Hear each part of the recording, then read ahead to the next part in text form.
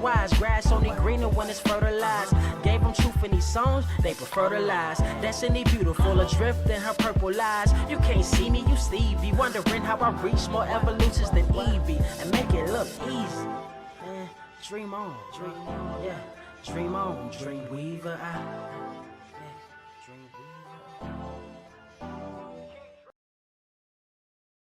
All right, what is up, Earth's mightiest subscribers? It is your boy Ernie, the Blerd Without Fear. Got the homie Carter presents.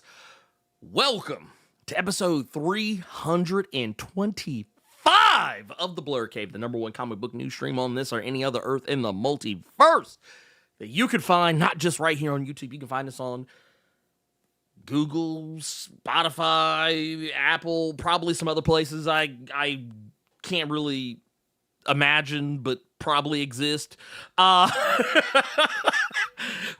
that said, you can also find me on my phone that is not silenced. There you go. Bam. Done. Cut the check. Anyway, forget the spiel. What's going on with y'all? How y'all doing? Also, Carter, how are you doing? Man, look. If you're not going to properly read a comic to describe what happened in the comic that happened in another comic that came out the same week as the comic you talking about, stop doing videos on it. I'm just saying. I got nothing for that. If you forgot the book came out, that's completely understandable. But when you just add some shit, oh, yeah. to make your video make sense, or to... So but I will say, Ernie, it is funny as fuck that you forgot that came out. That's funny as fuck. You didn't do what this other person did and just fabricate some shit to move your video along. You just forgot some shit came out. So you want to hear something funny? You want to hear something like legitimately hilarious? So, okay, y'all are going to see a video that is going to come out probably right after this stream goes off the air. And just you know, for clarification's sake, just so y'all know that I'm not I mean, y'all know how long it takes to make a fucking video, so you know I'm not bullshitting when I say this. So I actually have I talked about it last week. I didn't do it last week because for reasons that I won't go into here. But I said that I was gonna bring back best comics this week.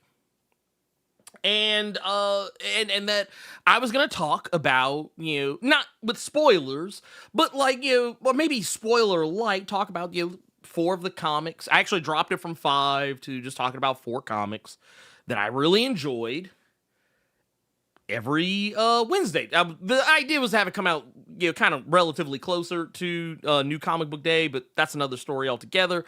But I got the video back today. And oddly enough, one of the things that Carter is talking about, I talked about in this upcoming New Comic Book Day, or rather, oh wait, I didn't mean to do that. I think I just lost. I think the thing that the thing that Carter and I talked about has happened. So you know, let's address both of those now. So we gotta do this old school where we just gotta pull up some random ass picture and be like, "That's Carter for a cave." There it is. So you know, here, do I have one of those? I think I might actually have one of those somewhere. Well, you know, we'll address that here in a second. But because at first, I'm not gonna lie, when it happened, I thought it was something I did. So if y'all, no. because it happened right when I hit a button, I was like, "Ooh, shit! Did I fuck something up?" Gotcha. But no. But I guess let's go ahead and tell the people real quick why this happened. Basically, people in Carter's area are doing some work on some electrical stuff, so Carter might be in and out today. Just, you know, full disclosure. But I just want to pull up this image. It's going to be kind of a scary image. I don't want to jump scare y'all. But basically, I was going to be like, hey, we're going to do we're gonna do the best comics this week. I just in case anyone was wondering, like what the fuck. Basically, the long and short of it is, how many of y'all remember? And this is for whatever reason, this has kind of been like in the zeitgeist lately. But some of y'all might remember this cover from Green Lantern number 49, which, by the way, shout out to the Daryl Banks, the artist, whole brother. I did not know this. A lot of people didn't know that it was a brother that made this cover. Crazy. But anyway, so it was my homage to the Green Lantern number 49. So I was like, oh, we'll do that with Best Comics this week. So as you might notice over here in the far right, you will see Ultimates number 17. And I talk about Ultimates number 17 in that video. And here's the funny thing that Carter's talking about. He was talking about the book that I forgot came out. I forgot that Ultimate Incursion had come out this week. I didn't, because honestly, I don't care about Ultimate Incursion. Not because it's a Miles book. I love Miles. It's just that I just feel like that book is not going anywhere for me.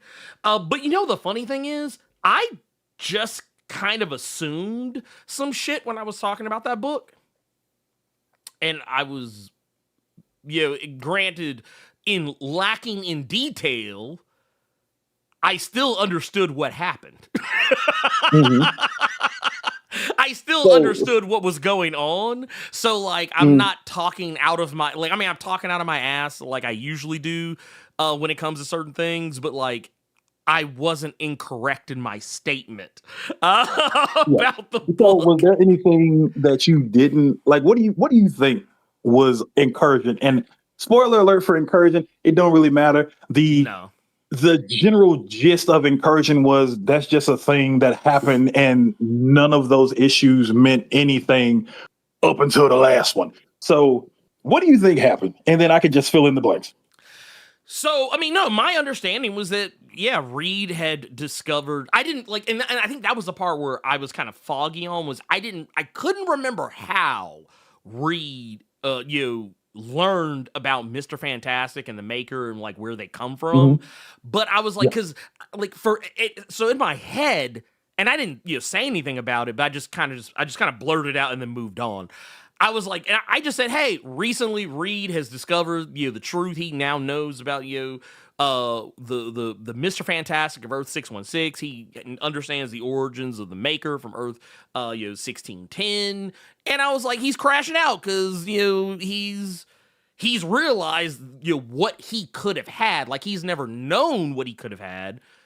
He doesn't know what was possible, but he knows now that he could have been a cornerstone of the universe and had like a family and friends and all this other amazing stuff. That's basically the extent of what I said.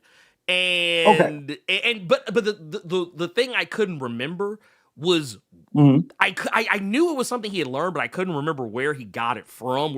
I was like, so in the back of my head, I was like, oh, he probably just, this was probably something that happened when he was talking to motherfucker from Guardians of the Galaxy. And I just moved on with my fucking day.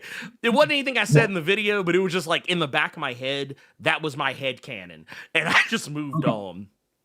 So, Ultimate Spider-Man Incursion was pretty much, hey, Miles got his sister back. Apparently, they were gone way longer than the art would let you know on that book. But I would understand because the art for that book, we ain't gonna talk about the art for that book. It's a lot of people sad because they found out the artist for that book is gonna be doing Ultimate Endgame. So it was just a collective from everybody. But basically, Miles gets his sister back, and in the process of fighting DaCosta and getting his sister back, he now fully remembers everything from his time in his Ultimate Universe, Secret Wars, everything. And right before he leaves, he tells Reed that the Maker that you all are talking about, I'm pretty sure it's the Maker that I've dealt with. And they were like, wait, you dealt with the Maker before? Yeah, he's from my world. He was our Mr. Fantastic. They used to call him Reed Richards. That's how he got that's how he figured it out. So, Carter, do you know what But here's the other thing go ahead. about Incursion. Because there was another thing. Ultimate Incursion was pretty much so that Reed could be, or Doom could be told that the maker was him. And we have bootleg origin boxes that Tony didn't make, that DaCosta and them made, and Maker and them. Miles took them because the Ultimates didn't want them. They couldn't figure out how they could keep them safe. So Miles took him with him to the main Marvel universe. So now it's just with him and Misty Knight in the main continuity. 3 origin boxes. Okay. That look on your face was pretty much me when I was reading it. Yep. Mm-hmm. So you know that you know what this officially makes Ultimate Incursion, right? What that? So you remember they recently had, what was it? It was the giant size X-Men story arc that had wrapped up about a month or so ago. Okay. A couple of months ago, I think. Where it was like, oh man, they're going back through all the greatest hits of X-Men and changing everything. Like, oh my god, the timeline shit. Oh my god, they've sent Kamala Khan back, in time, and now she's become one of the original recipe X-Men, and now they gone back and they changed how Age of Apocalypse ended. They didn't go back and change House of M. They didn't go back and change like they literally like going back and just dramatically changing all of these different story arcs. The Dark Phoenix story arc and all this shit.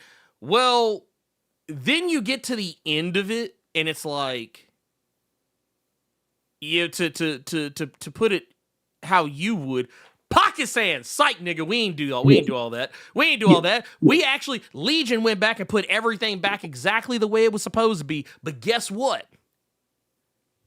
Y'all all still have memories of Kamala Khan being right beside y'all the whole time. Like that was all of the giant size X-Men story. The giant size X-Men story arc. It was literally just a story arc to make Kamala Khan more important to X-Men canon, but still not really do enough. It's basically like, okay, she's important now. And it's like, well, that's cool, but it still don't matter. Like none of this matters. Like, this is, I mean, it's not to say that it's, I'm not going to say that it's bad, but it's lazy. Like I'm gonna say what you have said about several of these Age of Revelation books. When it comes to Spider-Man Ultimate Incursion and Cody Ziegler's writing for said event and the art for said event, not essential reading. Yeah, there you go. It's not essential reading. This is damn near as worse as that whole X-Man hunt that wasn't nothing but, hey, come read Xavier in space. Ultimate Incursion was just for us to let Doom know that he's Reed Richards and get some random Ultimate Universe origin boxes that Black Phoenix even just said in the chat. So now random people are going to get superpowers from those origin boxes because they make it known in Incursion that those origin boxes were some that were too powerful, that those shouldn't have been out there. But now they're out there because now they're with Miles and Misty Knight. That is insane. That is fucking insane. Oh my god. Anyway, well, we got Carter back, sort of. I remember that one. we going old school. We going old school with it. Actually, wait, I want to get the hands. I want to get the hands in the shot. So there you go. Like there we let me. Bam, there we go. All right, boom, there he is. There's Carter in the shot, y'all. Shooting from an undisclosed location. Mm-hmm. But no, okay, so I'm gonna keep it a buck with you. I'm gonna keep it 100%. I'm gonna keep it 100% with y'all. Yeah, there are some comics. There are some comics that I personally feel, and I think I said this in my most recent video. Like I said, when I say that I think that XYZ comic or ABC comic or whatever is not worth your time, I want to make something clear. When I say that, I'm speaking from the position of someone who is terminally dialed in. Someone who, I'm not a casual. I'm not some geek off the street. I mean, I am, but not in that manner. I don't think that, and this is just something I kind of picked up from Ultimate Incursion off top, is that I was like, this book feels like it's not going to be important later. Like, I feel like this is, so you know how like when we got Ultimate Evil, granted Ultimate Evil is a one-shot, but Ultimate Evil felt important. Just like Evil, big dog. And same goes for what was the Ultimate Universe one shot that we got. Okay, you're talking about 1 year in and Absolute Evil. Yeah. Like Okay. when we're like those books. Well, granted, yes, they are one shots. They do feel important. Like I feel like if you came out with a trade or an omnibus collection of either the Absolute Universe or the Ultimate Universe, I feel like you would have to include those stories in those respective omnibus collections in order for the story to make sense. But I personally feel like if they came out with an Ultimate Universe collection and it didn't have Ultimate Incursion in it, no shade at Cody Ziegler, no shade at Jonathan Hickman, or no shade at Dennis Camp or anybody else for that matter, I honestly feel like you could leave that motherfucker out and nobody would be the wiser. So while Ernie wants to handle it diplomatically, which I completely understand, I completely get it. I wholeheartedly understand. This is all the shade at Cody Ziegler because for someone who has been writing Miles for as long as he has and has been able to grip and keep people's attention and everyone asking the question of where has this man been for all the subpar Miles Morales books that we've gotten. Now that he is finally here and he's keeping everybody is itching to see what crazy stuff that Miles is going to get to in his own book. There's a certain standard that people are going to be expecting when it came to Incursion. Can you do what you did on his main book in an Ultimate Universe that we won't have a lot of time in? And the fact that I'm going to say with my whole chest, when this trade come out, you can leave it on the shelf, that says a lot. Yeah. It does actually. like, dude, how many issues we had? How many was it? 5, 6 issues of this quote unquote event for two things. One of which ain't even really like to Origin boxes being in main continuity is a nothing burger. Yeah. Doom finding out that he's Reed Richards and that he was torturing himself for all these years. You could have put that in Ultimates proper. Yeah, I don't know why that didn't. I feel like that should have been. You know what? I'm gonna tell you. Okay, look. I think I know what happened. I think they saved that little tidbit on purpose. Put me on game. So I think deep down they knew they had a story that ultimate. Okay, I'm gonna tell you what kind of vibes I'm getting. I'm getting Heir of Apocalypse vibes from Ultimate Incursion. And what I mean, and just in case anyone's not sure what I mean by that, what I mean is I feel like, kind of like what I said in the video when I was talking about it about a week or two ago, I feel like Heir of Apocalypse is one of those story arcs that you don't have to read in order to understand what's going on in Age of Revelation. Someone can just tell you that Cypher is the... Yeah, there was a story I called Heir of Apocalypse. Cypher became the new Apocalypse. You don't need to read that bullshit, because the only thing that was important came at the ass end of the book. And so that's why I say, like, I feel like Ultimate Incursion, I feel like that was on purpose, like, you doing that whole, oh, see, it was the journey. We got to the point where we now know or rather Reed now knows the truth about himself, the maker, and what could have been. See, that's what this was all for, and the origin boxes. But all that shit comes at the tail end of the comic. So like everything else that came before, like doesn't really seem terribly important in the grand scheme of things. It's all just it's one of those things that people do when they write like these stories. They say, hey, yeah, that thing we probably could have put in this other book. Let's put in this other book so that way it can kind of justify its existence. It could be a way to justify this thing having happened.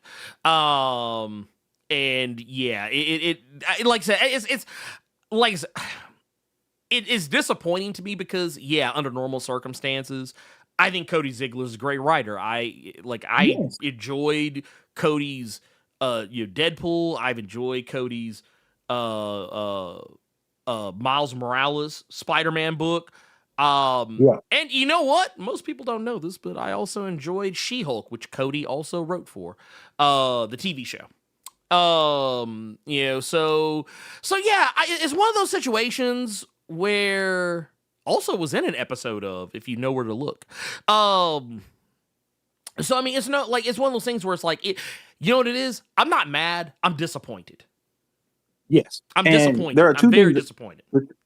There's two things in the chat right now I want to respond to, and that's Sir Yuri G. He says he loves Cody Ziegler as the writer of Miles, but this crossover felt rushed like X-Force Krakoa finale rushed, in my opinion. Yes. I'm going to tell you why you wrong. X-Force felt rushed because it was rushed. I don't know if you were on that Blerd Cave, but I actually talked to Benjamin Percy at LA Comic-Con. Oh, yeah. That last issue of X-Force was supposed to be 50 pages instead of 24 because he had to smush his whole finale together in a regular comic. You can't say that Ultimate Incursion felt rushed when you had 5 issues to tell a story. And Right. Elite just said that I only read the last issue of Incursion and got all I needed to know because that was all you needed to read out of 5 issues was the 5th one. It's and that's my problem. That's my problem with this whole thing is that I don't think that should be the case.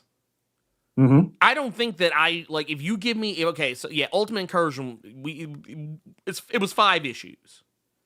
Yes. I don't think that it's a good thing for a comic that has 5 issues to only have 1 issue that actually matters. Like that's nasty work. That's nasty work. And I want to make like I said before. Sometimes you can tell. Like, I don't think this was a Cody Ziegler problem. I think this was a Marvel editorial problem. Because we have it on good authority that there have been some story arcs over the years, some more obvious than others, that were story arcs by committee. Like the person who was writing the book didn't actually write the book. They were told what to fucking write. They were fucking and I will tell you right now, it's very obvious what some of those books are because you can tell, like, because it's almost always a writer who, generally speaking, you're like, man, this person usually does really good stuff, and then all of a sudden I know where they drop like a straight up turd in the punch bowl, like I mean a straight up fucking captain's log in the fucking punch bowl, and you're like, dude, what happened? And then you're like, oh. I see what happened. This was editorial pulling the strings. Like, editorial tried to step into the writer's chair on this one and basically told them, what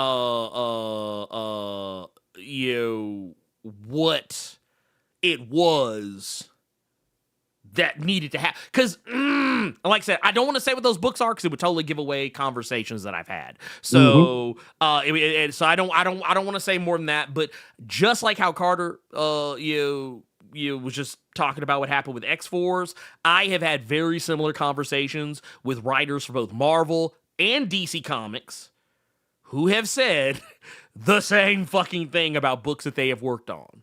So I think that this is a situation where editorial overruled reached. And or you know, what was the old saying? Their reach exceeded their grasp. So all you can really say at this point is, Cody, you had this was a 5-issue fuck up. Yeah. Hopefully, and I know a lot of people probably going to feel the same way that I do. Yeah. Hopefully, now that you're back on Miles proper, we can have better storytelling with these origin boxes, even if you even use them. Maybe this was just there for a rainy day, kind of like they did the Venom stuff in the Spider-Man movies. Maybe we just got origin boxes that somebody gonna use at some point. Yeah. So here's hoping that you can pick yourself back up from this nothing burger that was Incursion. Come back to Miles Morales Spider-Man and show your ass like you've been doing. Well, and the thing is, and I don't want to put all this on Cody, because Dennis has top billing on the writing. So Dennis is probably even more guilty. Because I want to teach y'all a secret. I want to teach y'all a secret about comics that a lot of y'all may or may not know. So if ever you're reading a book and you see two writers, typically, the writer who has top billing probably was a little bit more of the lead on the story. Not always the case, because sometimes things are truly collaborative efforts. Like case in the point, when we talked to oh my God, when we talked to the writers of Godzilla Escape the Dead Zone. Ethan Parker. Ethan and Ethan and Griffin. Yeah. They're more of a duo. They're more of a duo. Yeah. When we talk like when we talk about writers oh my God. Why am I blanking on their names all of a sudden? Jesus Christ. It's been one of those days. But the writers of NYX and Captain America, Sentinel of Liberty, Colin Kelly and Jackson Lanzing. And it's like, if you would, like, that's the fucked up part, is if you say one of their names, I'm like, oh yeah, the other one. Boom, there we go. Because they're you got the other one. Yeah, it's like the other name immediately popped in my head when you said the first one. But no, like, they're collaborative efforts. But when it's two writers who don't normally work together, more often than not, the person who has top billing, kind of like, okay, remember when we got what was it? Wolverine during the Krakoan era, Wolverine, Sabretooth War. During Sabretooth War, one of the things I always wanted to point out to people was that because everybody was trying to like point blame at one particular writer for something that happened in one particular issue versus another one. And I would have to remind people that Victor LaValle, you could tell when it was Victor LaValle writing a particular portion of Sabretooth War. Well, not just because his name was first as opposed to Benjamin Percy, because their names kept switching places. But I always noticed when Victor LaValle's name was first, it felt more like one of the Sabretooth issues. Like, and it was also when Sabretooth was more of the focus of the book, was when Victor's name was first. But when the focus was more Wolverine, Benjamin had more had top billing on those issues. Like, if you go back, I actually challenge anyone, go back and read those issues, or you don't have to read them, but just go back and like look at the credits for each of those issues. You will notice sometimes it's Benjamin Percy and Victor LaValle, and sometimes it's Victor LaValle and Benjamin Percy. And you can always, and every time there's Victor LaValle and Benjamin Percy, it always feels more like a Victor LaValle book than it does a Benjamin Percy book. And, and so on and so forth. So that's why I wanted to say, like, Dennis catches some shrapnel in this too. Dennis need to go sit down somewhere. I know we glazed up Dennis last week. I got to bring him back down to earth today. I think this is the his main fault. reason I was being, you're right. And I think the reason that I'm being more critical of Cody, because I remember you and I were having a conversation about this book before it came out. Yeah. And I remember when Dennis was saying that basically that, you go to him for some stuff, but this is really Cody's book, giving him time to shine. Just kind of like how, Hickman helped Sanford Green in Doom, but it was really Sanford Green's book. I think that's why Right. I'm being more critical of him, just because it is Miles, and we know that Cody does Miles, and he does Miles Right. well. And this was, to me, a 5-game slump. Yeah. So now I'm just waiting for him to get back in that swing of things. Yeah, like honestly, I'm gonna tell y'all right now, if you had never read anything, if you had never read the if you never read his Deadpool, you never read his any of the Miles Morales Spider-Man stuff, I would forgive you if this was your first Cody Ziegler book. You're like, man, I don't know about this guy. I would not blame you for feeling that way. But I will say though, if you want to see Cody Ziegler at his best, go read those other books I just mentioned. Go read those other books because because Miles Morales Spider-Man is, and I'll say it. I don't give a fuck. Y'all be mad. It's the best Spider-Man book on shelves right now. So y'all do what y'all want with that information. Look, because when everybody was fighting over who had the better Spider-Man book, Ultimate Spider-Man or Amazing Spider-Man, I was like, y'all are both wrong. It's Miles Morales Spider-Man, and that's the only answer that we are accepting. It's the only answer we accept right now. Okay. Since he wants to say that, I'm gonna add to that and say that Miles Morales Spider-Man is the most fun Spider-Man book on the shelves. Yes. 100%. It is. Ooh, I'm gonna make folks real mad. Miles Morales Spider-Man is the Spider-Man book on the shelves right now. Look, just go ahead and get Cody over to here's the deal. Man, just put Peter Parker out to put Peter Parker out to pasture. Let Miles have it for a little bit. Can Miles have it for a minute? Can we just say Miles is the Spider-Man for a while? Because Peter ain't been it for a minute. Let's just go ahead and just say it. And yes, you are correct, Infamous Mike Manhattan. Those are the same guys who wrote Kill Your Darlings. Ethan Parker, Griffin Sheridan.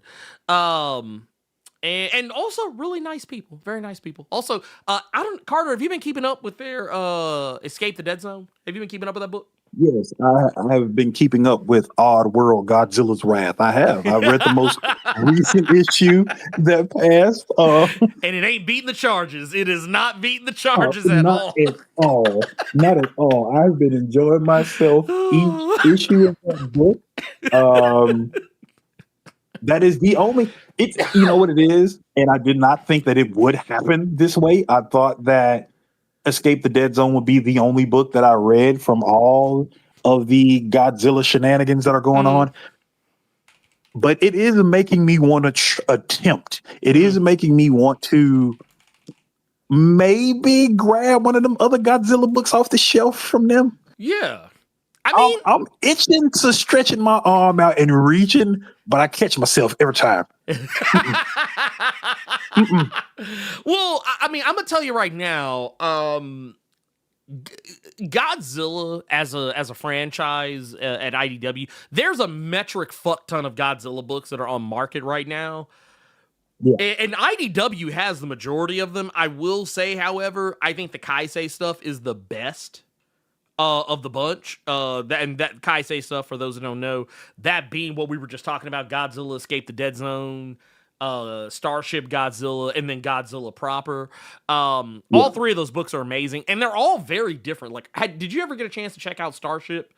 Or you just say you've only really been keeping up with Escape, but I read the first issue of Starship, but then I started reading Escape the Dead Zone. Then I started reading several other books, so I completely forgot about Starship. And Starship was the one that I was really itching to read because I don't know if you all remember when I said it, but it just reminded me of Mega's XLR with Godzilla in it. So that was the one I had really been looking to read, but I had completely forgot about that book. So I'm gonna put you on game.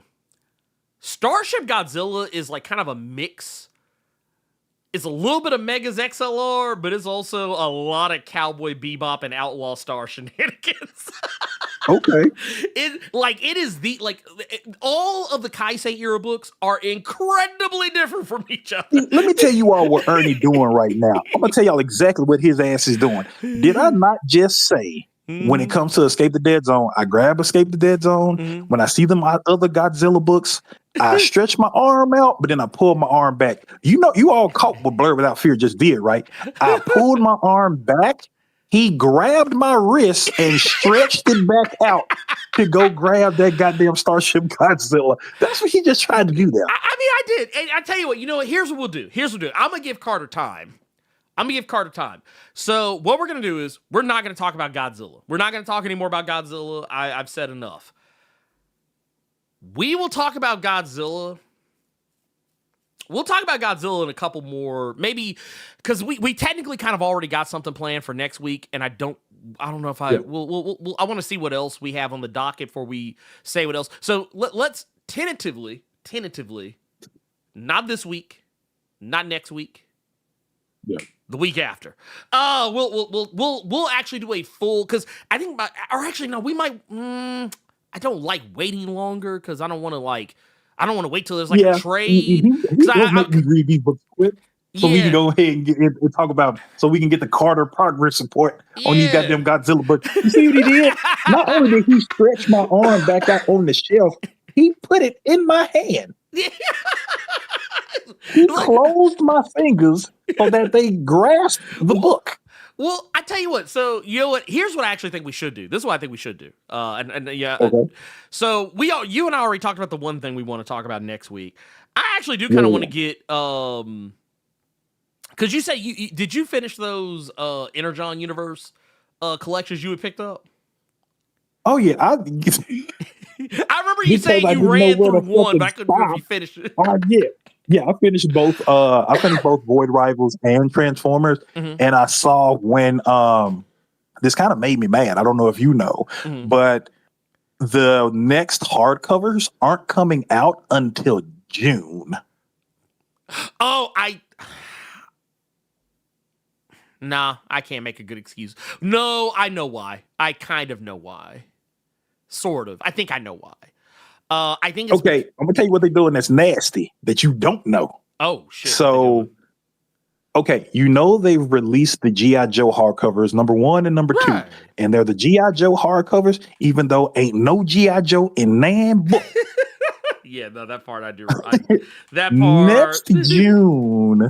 next June, when they release Volume 2 of Void Rivals and Volume 2 of Transformers, they're releasing the deluxe edition of G.I. Joe Book 1 that is actually the G.I. Joe book. That is so confusing. I don't like that. I don't like that. So people finna have to buy G.I. Joe Book 1 and they finna get that shit coming in the mail through Amazon, finally ready to read G.I. Joe, not realizing they got they didn't get the deluxe version. They just got G.I. Joe Book 1. They just finna be reading some Stone Cold Duke. They finna be pissed. Dude, I'm not gonna hold you. I would cuss somebody out.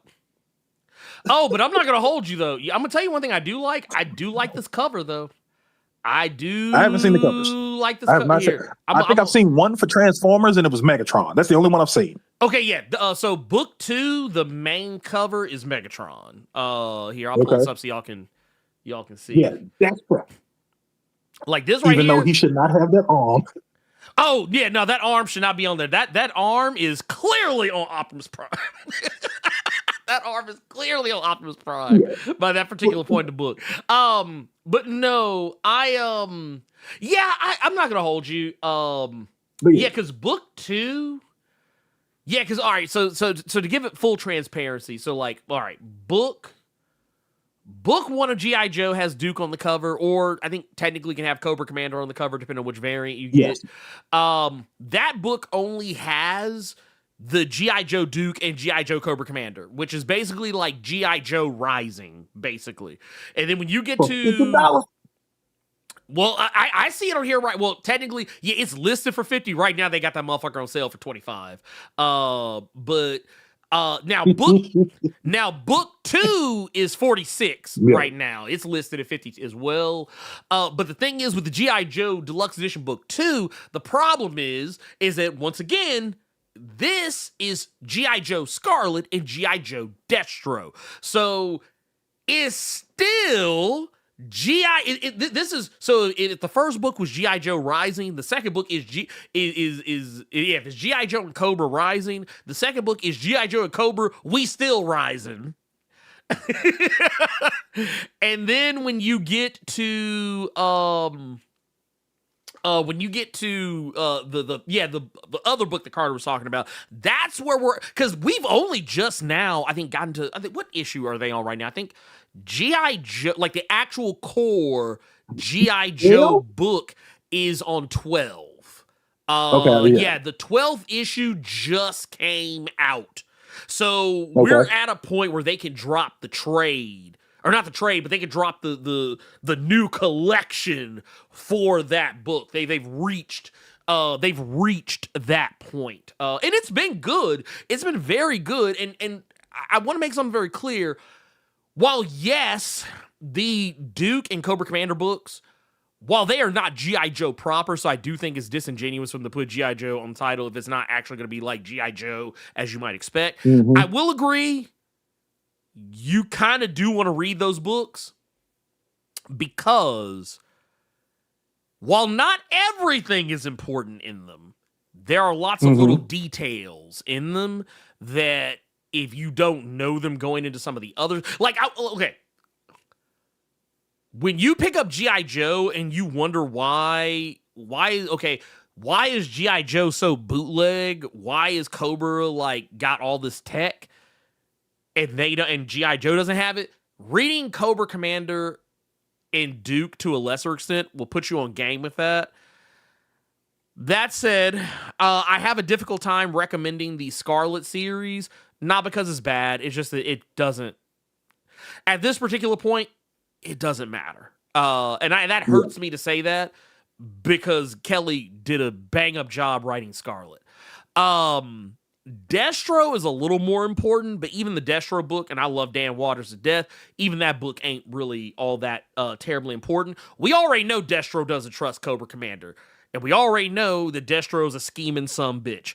All Destro does, and really all these books do, is just get you closer to understanding the characters. That's all these 4 books really do at their core. Like, if you, for whatever reason, don't understand the pathos of Duke or Cobra Commander or Scarlet or Destro, you fucking know it now. That's all really what those books are there to accomplish. But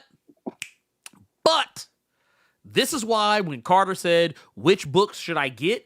I directed him more specifically to Transformers and Void Rivals, because those are both, in my opinion, way more interesting stories. I will say you were absolutely correct, because when I called Ernie and I said, which of these do I get? Because I had already had it dead set that I was getting Transformers because it was the Starscream variant hardcover. But I said, which of these other ones? And he said Void Rivals, because I think Void Rivals is really going to surprise you. And out of both books, and I do love Daniel Warren Johnson, I really enjoyed that story that I got in there. Void Rivals shocked the hell out of me how much that book kept my attention to where I finished it all in one sitting. Yeah. It's Void the Rivals unsung goat. Truly surprised me. It's the unsung goat.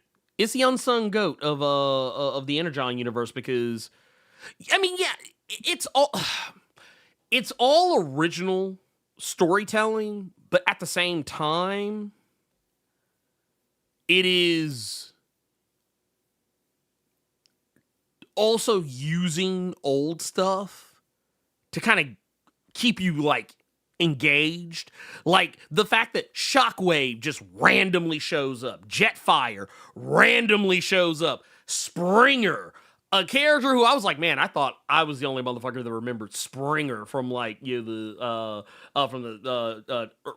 won't say early days, it was technically more like a Gen 2 thing, from Transformers.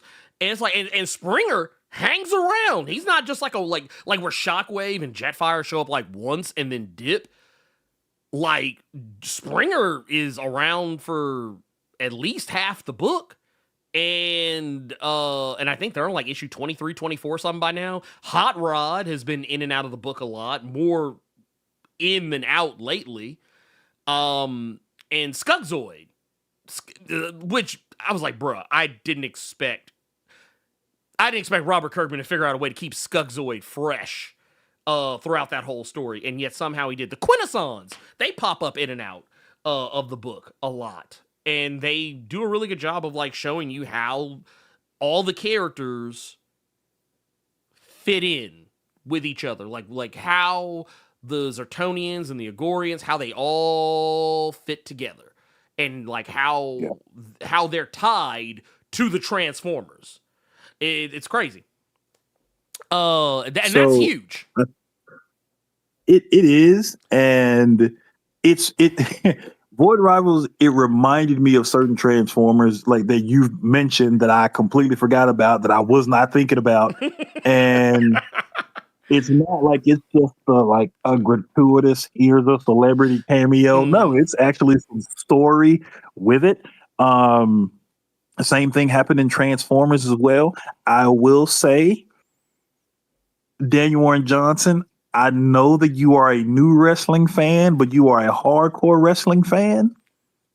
But I got to tell you, big dog, and this is just me, I know people are going to disagree with it. We got to tone the wrestling moves down a tiny bit. Wait a minute. We got to tone it. When I saw Optimus give Starscream a German suplex, cool. Then he gave somebody the Rainmaker, and then somebody got RKO'd. When I saw Starscream, I think it was Starscream. Was it Starscream or was it Soundwave? Either or. I think it was Starscream. Yeah. When I saw Starscream give somebody a tombstone. Oh, I said, okay. Shockwave. Okay, that was Shockwave. That was Shockwave. Okay. Yeah, Shockwave gave it to Optimus. Yeah. When I saw Optimus catch a tombstone, I said, okay, big dog. We need to pull it. We need to reel it in a little bit, big dog. It only gets better. It only gets better. Okay, so here's the thing. When you get a little further in, you gonna see the combiners doing moves on each other. Oh God! You gonna see like Devastator hit somebody with a wrestling move. Hey, you go holler when you see. Okay. And I'm gonna tell you right now. That move killed at least 10,000 people. That move killed at least 10,000 people, and once again, just by sheer collateral damage. But once again, I want to save that for we'll talk about that at a later day. You're gonna say that. I think, Ernie. I think it's time for us to rip the Band-Aid off. Yes, and just talk about some sadness. The end of an era, which in current comics, when we say an era, we just mean a year. Yeah. You're not wrong, actually. You're not wrong. Just like how an ongoing is like 6, 7, 8, 9 issues. Bro. The end of an era, it was just a year. It's a year. No harm done. Well, I tell you what. Before we do that, I do want to address something. We got some super chats in here. I want to make sure we don't miss out on. But we're going to talk about the Teenage Mutant Ninja Turtles Jason Aaron era coming to a close immediately after.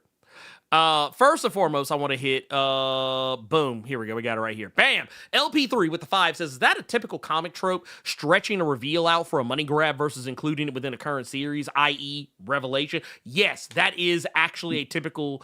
Sadly, it's a typical thing where a story is not meant to tell you a fulfilling journey from beginning to middle to end, but is really, let me not say that. Let me not say it like that. Let me say it like this, because it's actually more honest. Editorial says, hey, this is where we need you to be by the end of this. Mm-hmm. We need you so let's use this as an example. You need to be at the origin boxes, being in the main line of continuity by the time you get to the end of this.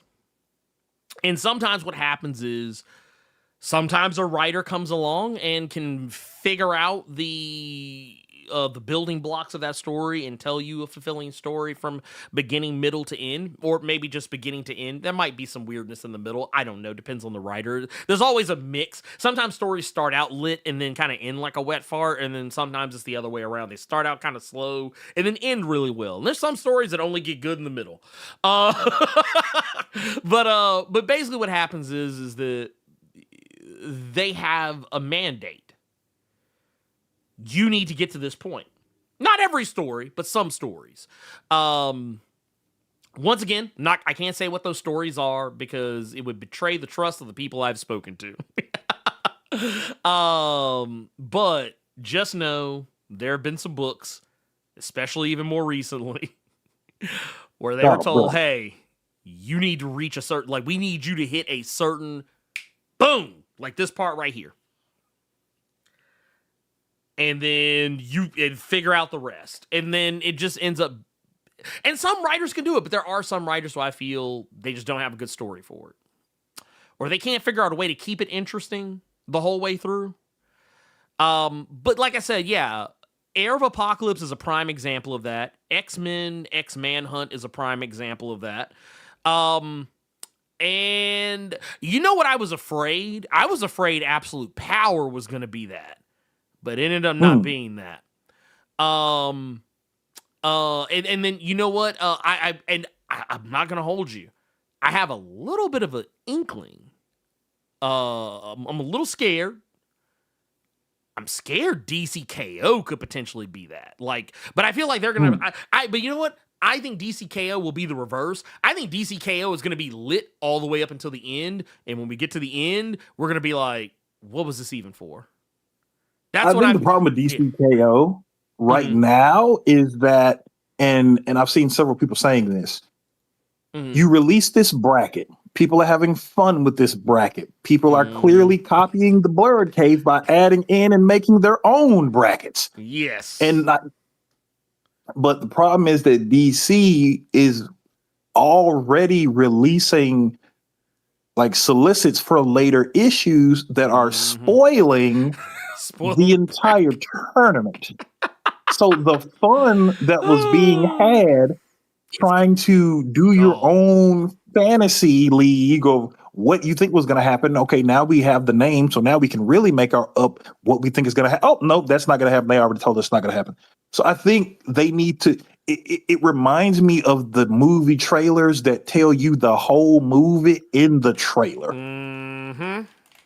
So I think that's what DC needs to stop doing right now when it pertains to DCKO. Because that's nasty, and you're kind of shooting yourself in the foot, because if we already know what's going to happen, you're only now reaching out to the minority that are still going to buy certain books because of like certain covers or blind bags or nothing like that. Not the people that are actually interested and invested in the story. We got another super chat here from Pop Culture God 3000 saying, Ernie, have you ever do you plan to interview the Hive Mind, Colin Kelly, Jackson and Landon? One day maybe. I don't know. I don't know if they want to talk to me. I don't know if they actually want to talk to me. If they do, I mean, I would. I mean, I'm always down to talk to people. I mean, it's not like you I almost said a name. You didn't do what other comic book content creators did. If we talking about them on here, just like we did with Ultimate Spider-Man Incursion, the criticism is constructive criticism. Yes. We're not just taking the piss or just dogging them out and then not saying anything after that. They just suck. They're not this, they're not that. No, it's been constructive criticism. So if they can't handle constructive criticism, then yeah, you might be right that they don't want to talk to us. But I don't think they're like that. I think they've been hearing people say this and that about them long enough that they kind of brushed it off. Right. I wouldn't mind if they were on a Blerd Cave. I'd love to talk to them. I actually just finished Timeless, the Power Man book from them. Yeah. And I don't know if you dog. Okay, real quick. spoilers for the Timeless miniseries if you all were reading other books, because I can completely understand if that book got lost in the sauce with everything else that was coming out. Yeah. Dog, they turned Luke Cage into a Celestial. Oh God. I mean, honestly, you could only go more crazy because I mean, he was already a Hulk. Yeah. He was already. He had because okay, he had the Hulk. Didn't he have like the Sentry too? And Yes, he did. and the Iron Fist. And, Yes, he did. And there was one other thing he had. I don't know why I'm blanking on it. There was something else he had like at the very like Was start. it the Phoenix? Maybe. No, it wasn't the Phoenix. Or no. Maybe. He had something else. I don't remember what it was. But I mean, he was okay. First off, that Negro was already tournament banned. He was already tournament banned by that point. There was nothing else that like honestly, not even gonna hold you. If he became a Celestial, that actually would be the only way you could surprise me. Like, the only other way you could surprise me is if you said that man fought the one above all and the one below all in a handicap match and gained the power of the fucking the living tribunal in eternity. You see how you keep trying to think of something ridiculously stupid that pertains to this character? I'm gonna tell you what happened in the book that was ridiculously stupid, but it was hilarious. So, okay, real quick, so we can move on to this last super chat here. Okay, so the Void gets out of Luke Cage and is about to attempt to eat the sun. While the other, like, you remember from like the first issue, the Eon dude, you remember that was okay. So that dude is on Earth and he's about to fight main Luke Cage. Luke Cage don't even know who his brother is. While timeless Luke Cage is in space trying to fight the Void, who's trying to eat the sun. He has an inner monologue with himself, and he is able to absorb the Void and completely beat the Void. And it was funny because the way that was done was basically saying, I'm more man than Bob Reynolds was. And since you want to try to eat one sun, you forget I got the power of the century. I have the power of 1,000,000 suns. So he absorbs the Void back into himself. He gets power from the Celestials, becomes a Celestial himself, to which he goes to stop Eon from fighting the main continuity Luke Cage and hurting him and his daughter. He becomes a Celestial, one-shots Eon to the point where he punches him into infinity. And happy ending. It's the funniest shit ever. Like, honestly, that's the only thing you could do. Like, you literally would have to do that in order to surprise me. Which is insane to me. Like, that's... You know how when we're playing Hunt and you headshot somebody and you see that little dust of blood when you shoot him in the head? Yeah.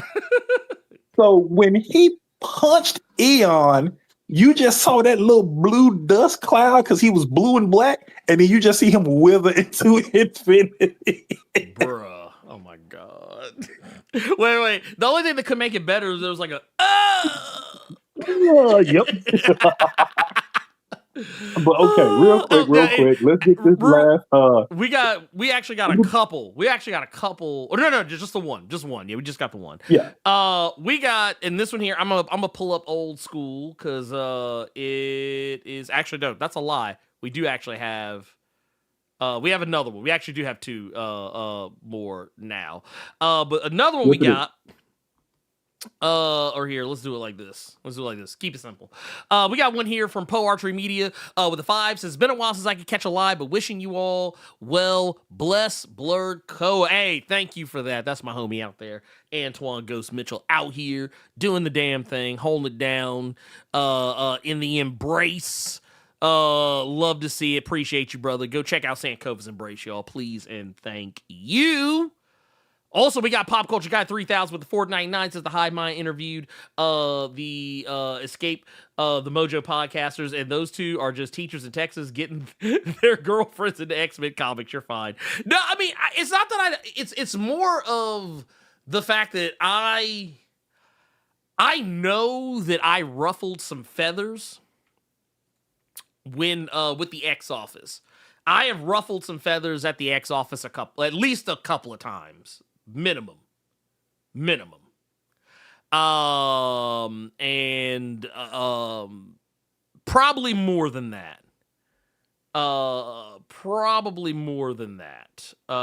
He Maybe wouldn't possibly. ruffle so many feathers at the X office if Tom Brevoort didn't say stupid shit. That's also true. It's his own fault, really. I mean, you're not wrong. You're not wrong. Yeah, you're not wrong. You're not wrong in that. Well, and also, like, yeah, when they did the whole thing with Sync and Prodigy, like, Yeah. I criticized the fuck out of both Colin Kelly and Jackson Lanzig. Yes, she did. For that. Rightfully so. But rightfully so. They said they took Ernie's picture back down this week. Dude, let me tell y'all something. I bet my picture at the Marvel headquarters office. I think they actually have a dude on payroll. His sole job is to take my picture down and put it back up, like every few days. They don't have a picture of me because you are looking at y'all screens right now. You can't even see my face. Look, all you can see, only thing you can see is hands. That's it. Yeah, all you can see is my nice Caucasian fingers. That's all you can see. But no, I mean, it's and like I said, I've harshly criticized Colin Kelly and Jackson Lanzig for that fuckery that was the Sync and Prodigy debacle of NYX number 7, which I still like. Honestly, not gonna lie, considering that I don't think they ever said anything about it either, I still don't think is okay. I still don't think it's okay. And I also don't particularly care for how Tom Brevoort has been carrying himself in these streets, and I don't care for a lot of other things that are going on at the X office in regards to how books are being handled. But we are not going to be an award-winning show in the eyes of Marvel Comics. That much I can promise you. No. No. But I can tell you what we are going to be an award-winning show for, and that is going to be our coverage of Jason Aaron's Teenage Mutant Ninja Turtles run, which just came to a stunning conclusion at 12 issues, which makes me sad. And I'm going to tell you why it makes me sad, because I'm going to keep it a buck with y'all. You guys know how much I love Ninja Turtles, okay? I don't think that's a secret. All right? I don't think that's a secret. I love me some Ninja Turtles. I think Ninja Turtles is one of the best comics that's been coming out for a long, long, long time. And the comic itself, and I want to make sure that this doesn't go untalked about. But Tom Waltz basically was carrying the franchise for 100 issues. 100 issues, going all the way back to 2011, I want to say. Like 2010, 2011, I think, give or take. Yeah, that's about right. And he wrote that series all the way up until issue 100. I believe. Yeah, it was 100. That was, and then Sophie Campbell took over at 101, took it to 50.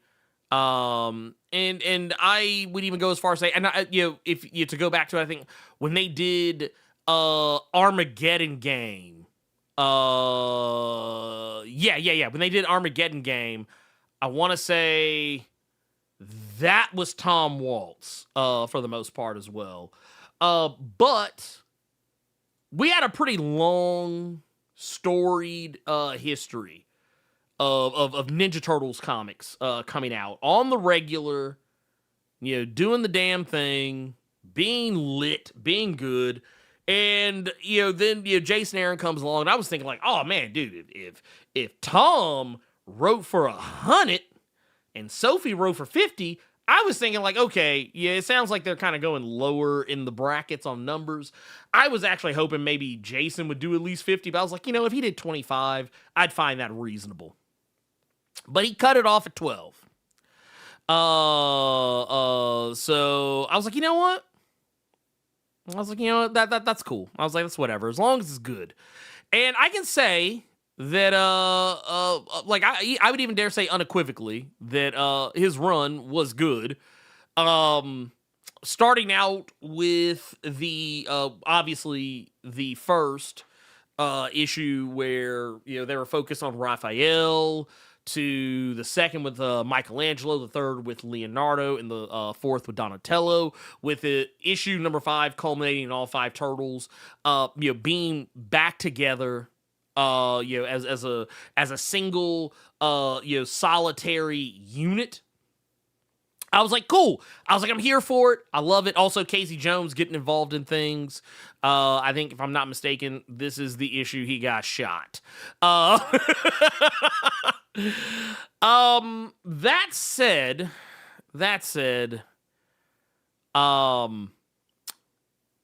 with issue number 12, and I guess, let Carter, let's get people up to speed on what's been going on these past few issues. We had a new character that was introduced early on. Hale. That is a very nasty shot of D.A. Hale that you picked. That is a very ugly ass shot of D.A. Hale. Honestly, I actually almost picked a different one, but that was just the one that was right in front of me, so I said, fuck it. But I almost wanted to get him with this one right here, where he's like, got Bebop and Rocksteady behind him.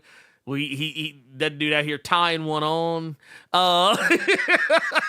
But no, D.A. Hale is an interesting character because, and this is kind of where I feel like Ninja Turtles kind of veered into X-Men territory. And y'all are probably wondering, well, how the fuck does it veer into X-Men territory? Well, I will answer your question. It's because of a story arc involving this story arc, mind you, that involves Hale and his complete, total, and utter dislike of mutants. He hates, and when I say hates, he fucking hates mutants. He does not enjoy them. He does not like their presence. He does not like their company. And it's largely not so much to do with like a hatred that had always been there. It's a hatred that kind of spawned out of some stuff that happens in the original 150 issue run.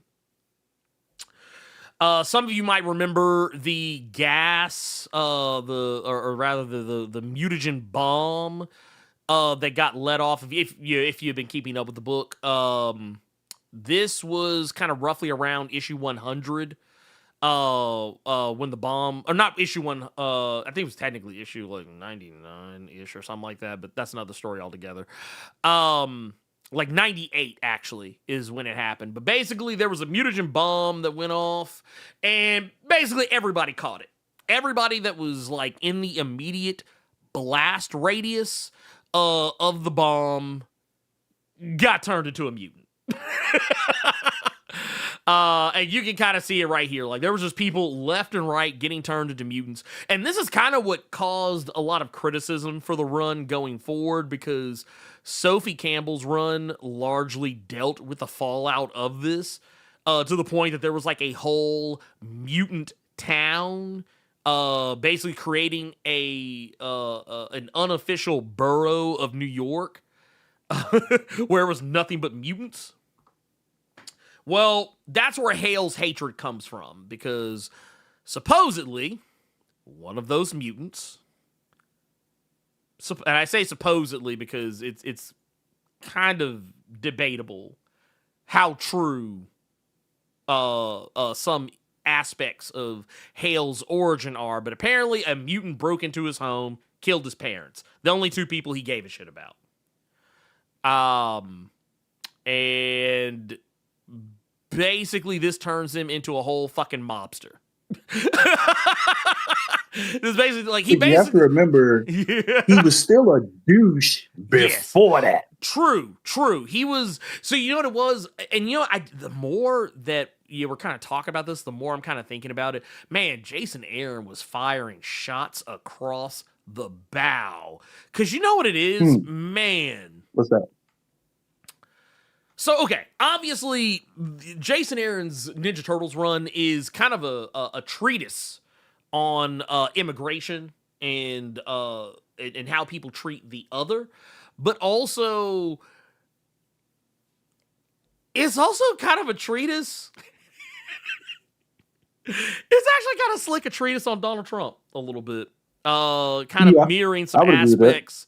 Yeah, like kind of mirroring some aspects of of Trump's life, like it, not so much being wealthy, because he wasn't, clearly. I'm talking about Hale, but yeah, this guy, like this right here, this shot right here was really telling, because it says right here, I was never bullied as a kid. My childhood was far more excruciating than that.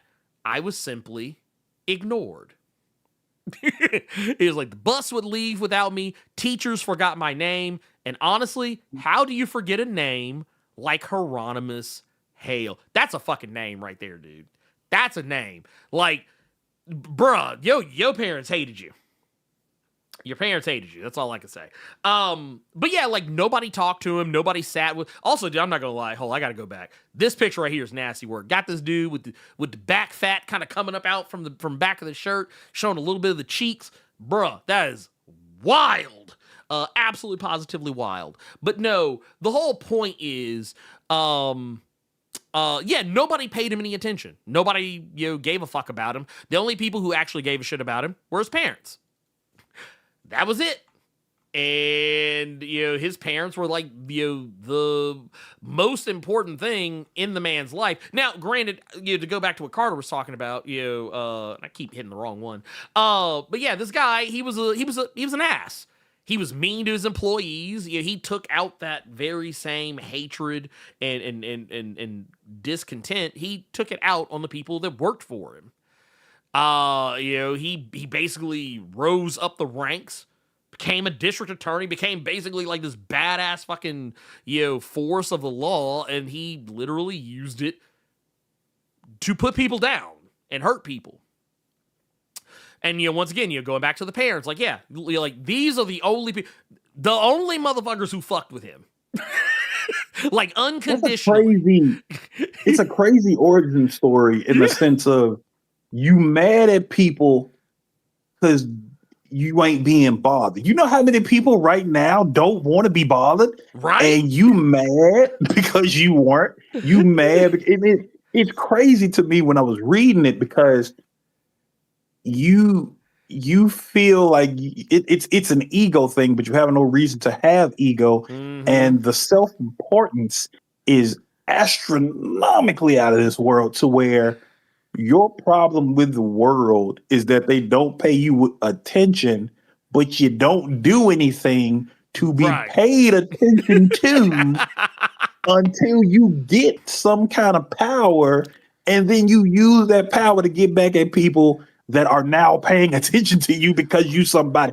It's crazy. It's crazy. Like, and to kind of the way that people will reason that they are the way they are. It is nuts. It's nasty work. It is straight up nasty work. How dude leapt in logic. Well, but but once again, to kind of take it back to the whole Rocksteady and Bebop part of it, they pull up because he's in the bar talking shit. Because basically because of the fact that his parents got clapped, and like I said, they were also.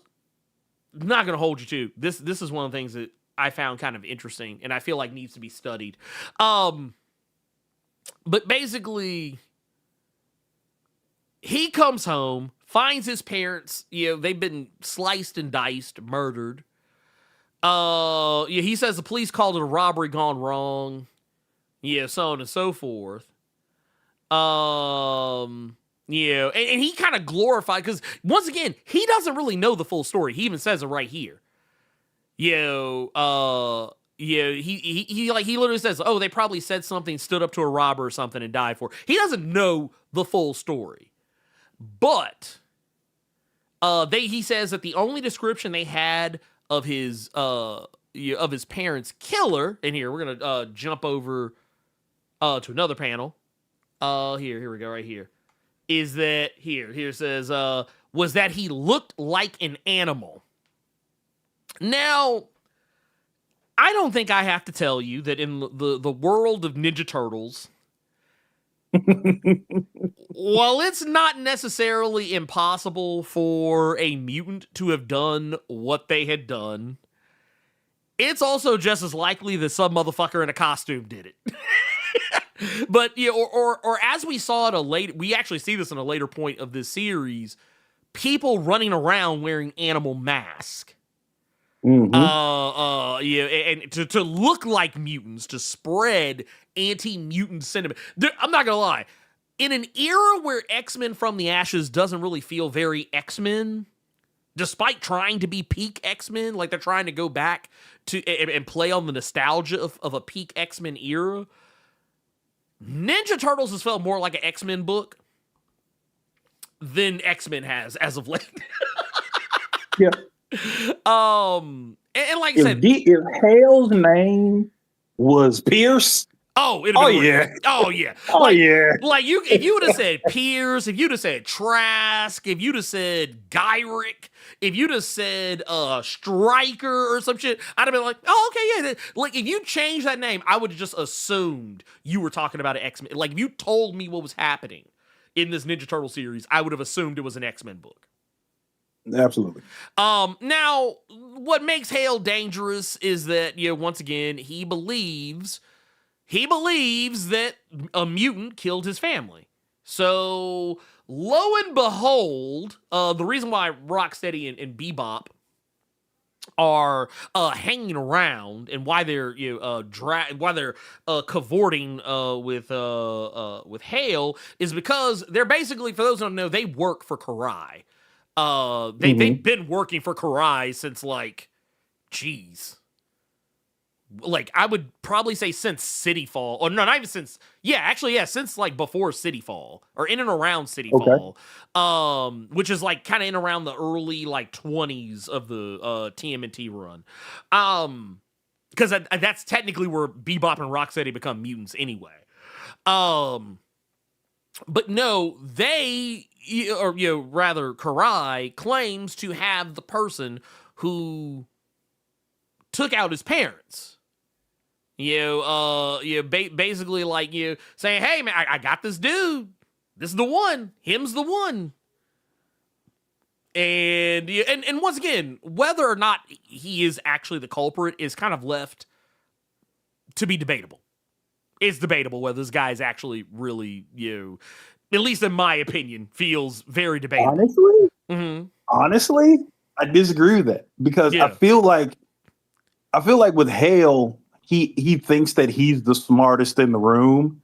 So I guarantee you, with as intelligent as intelligent as Karai is, she sees a fat dummy that is easily manipulated. Oh yeah, and I guarantee you, he just grabbed any mutant she could off the street and was like, he did it. So I don't even think it's debatable. I just think we can get his big ass. We can get Big Back Hale.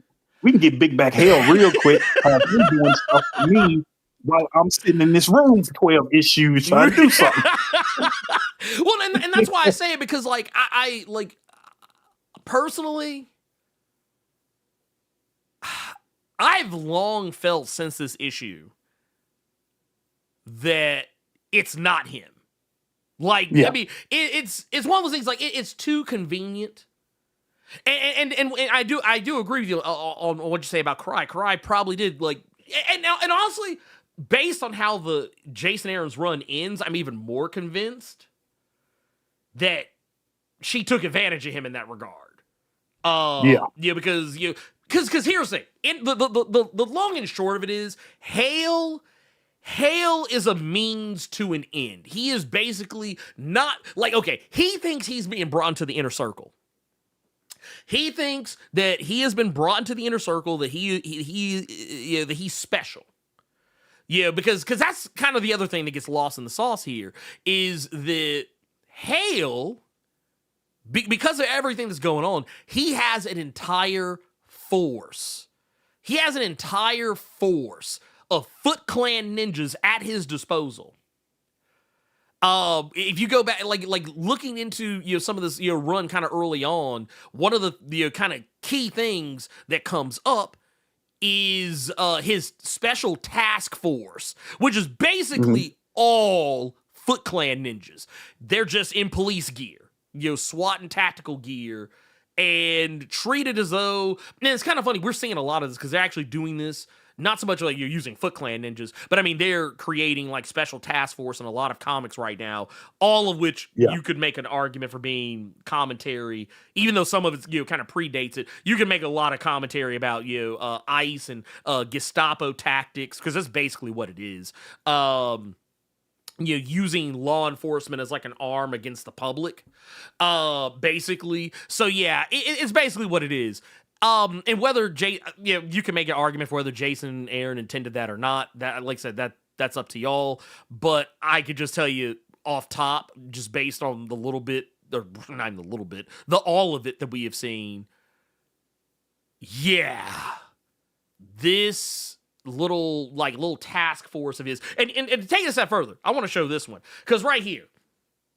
Look at all these motherfuckers coming about the woodwork, coming about the sewer, coming about the alleyway. Even the fucking fire department is Foot Clan ninjas. It was literally weaponizing all first responders. I bet there's an ambulance out there somewhere that's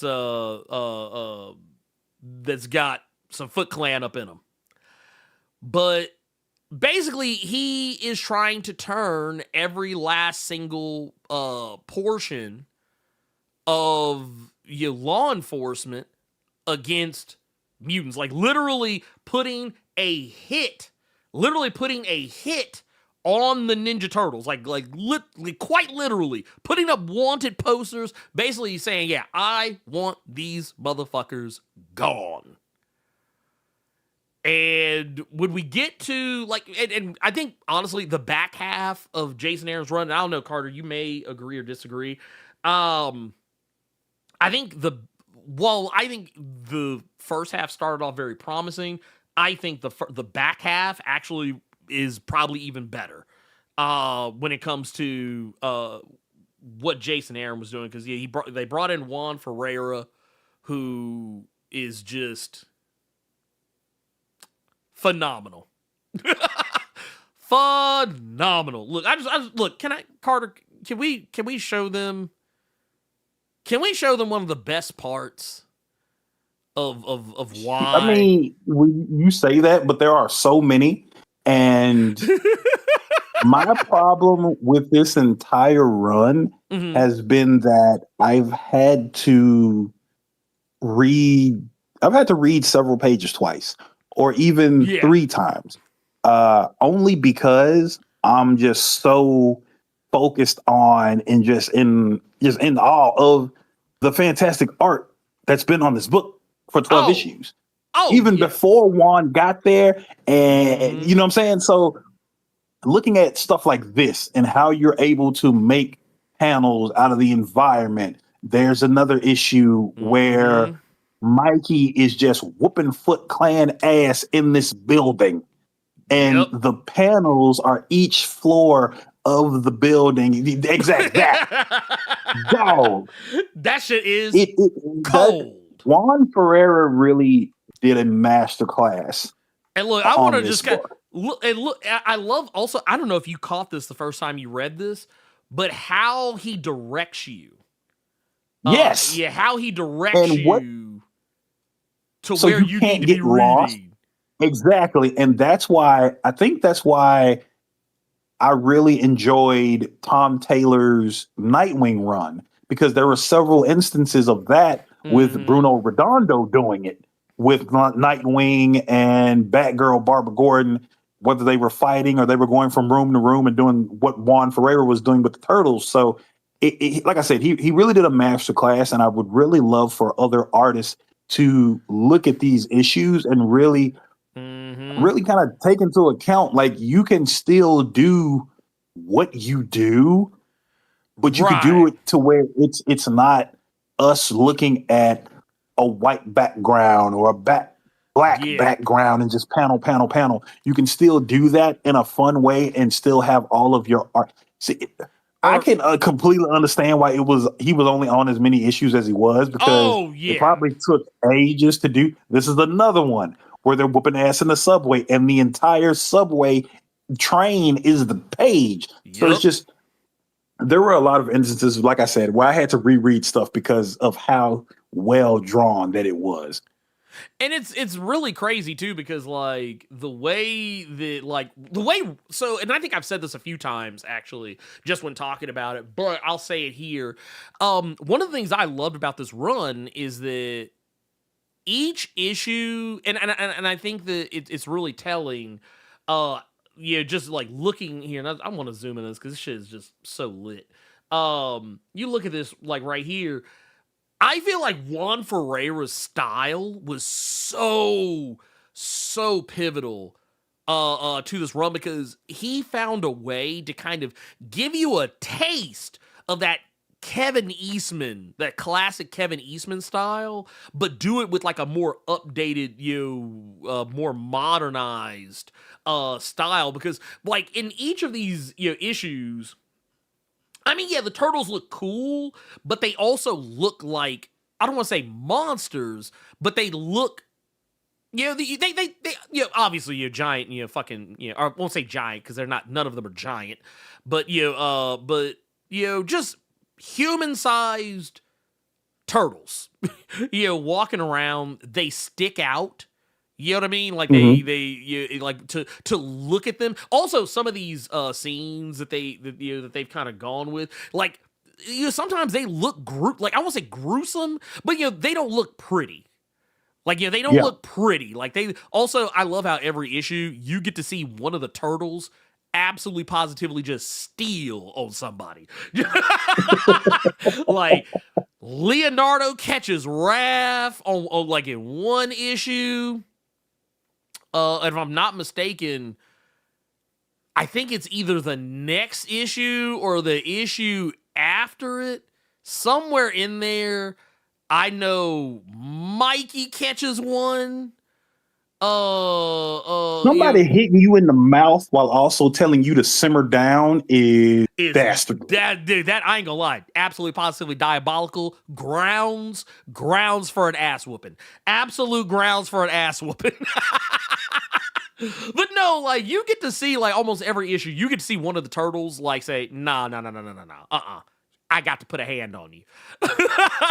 Also, one of the cool things about this, too, is that, and this is, and this is kind of why I really love, the story so much, is because being a Donatello guy myself, and seeing how Donatello was kind of put into a weird position at the start of this whole thing. Like, he was out here homeless, talking to rats, talking to a dead rat, mind you, thinking that he was talking to Master Splinter, and everybody thought he was crazy. Even his own brothers thought he was. Hell, Donatello thought he was crazy for a little bit there too.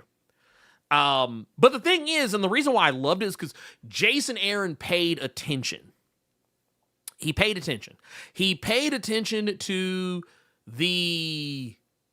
what I feel is the part that people weren't really paying attention to in the original run.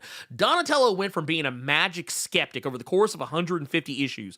Donatello went from being a technology only bro and like, so, and when I say severe magic and mysticism skeptic, I mean to the point that he was clowning his brothers for even thinking that any of that stuff actually bared any weight until he had a near-death experience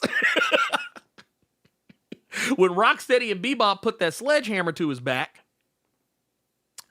And then later, like once he had that near-death experience, realizing that there was something else out there, to later becoming obsessed to the point that he wanted to try and find ways to make, to try and use the whole, technologies is magic, we don't, understand, to eventually saying, no, fuck it, I'm a wizard now. I'm a wizard, Harry. You're kind of pulling that bullshit. To where this motherfucker was out here acting like he was Doctor Strange. Bro, imagine you were playing fucking Hogwarts Legacy and just a big ass Ravenclaw turtle just walked by you. Right? It's like, bro, what are we doing? What the fuck are we doing? This, and I'm not bullshitting y'all. Like, I'm being as dead ass as humanly possible, but there's a point. Pretty, like I said, it's largely, like I said, it's in that back half. It's in that back half of that Turtles run. But Donatello is a whole fucking wizard.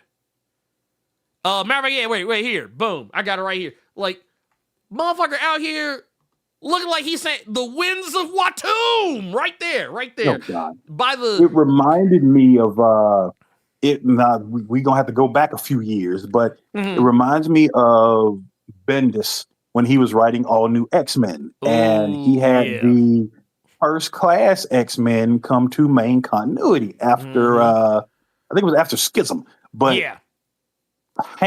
First Class Hank McCoy, he started messing with the mystic arts. Yep. And then he started to look more like he looked like fucking Man-Bear Pig, like you talk about. Then he had fucking, like he had wings and stuff like that because like he looked completely different than the Beast you all know and love, to where even the Beast that we know was kind of tripping and kind of shocked because he couldn't imagine himself, because he's all, oh, my stars and garters, and look at this shit right here. Stuff like that. Like, look at that. That is fresh.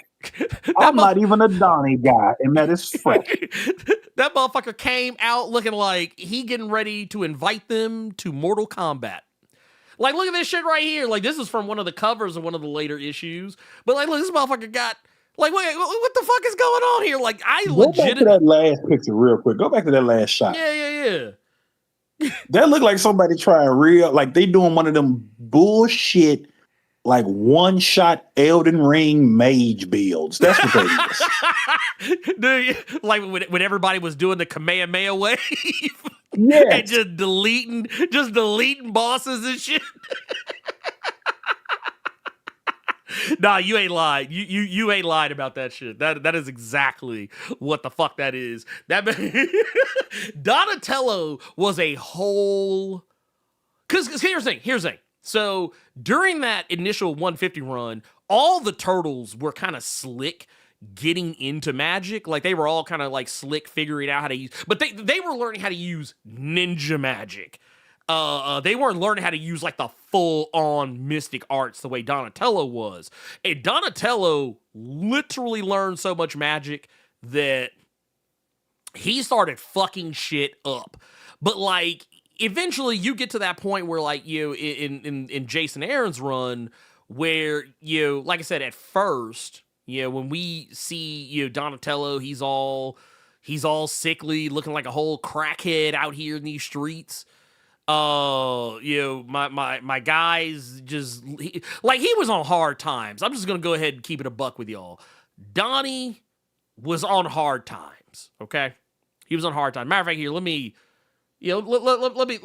pull this shit up right here because y'all gotta see it. It bears seeing to believing.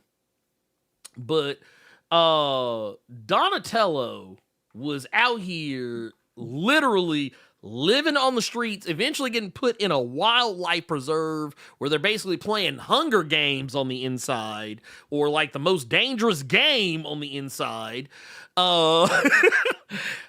look, my man's had gotten skinny. Man was complaining about the arthritis in his back and all this other shit, and talking to a dead rat. You know, just it was bad times. But then we learned Donnie wasn't as crazy as he looked or sounded because he wasn't lying. Splinter was communicating to him from beyond the grave. It was actually a message from beyond.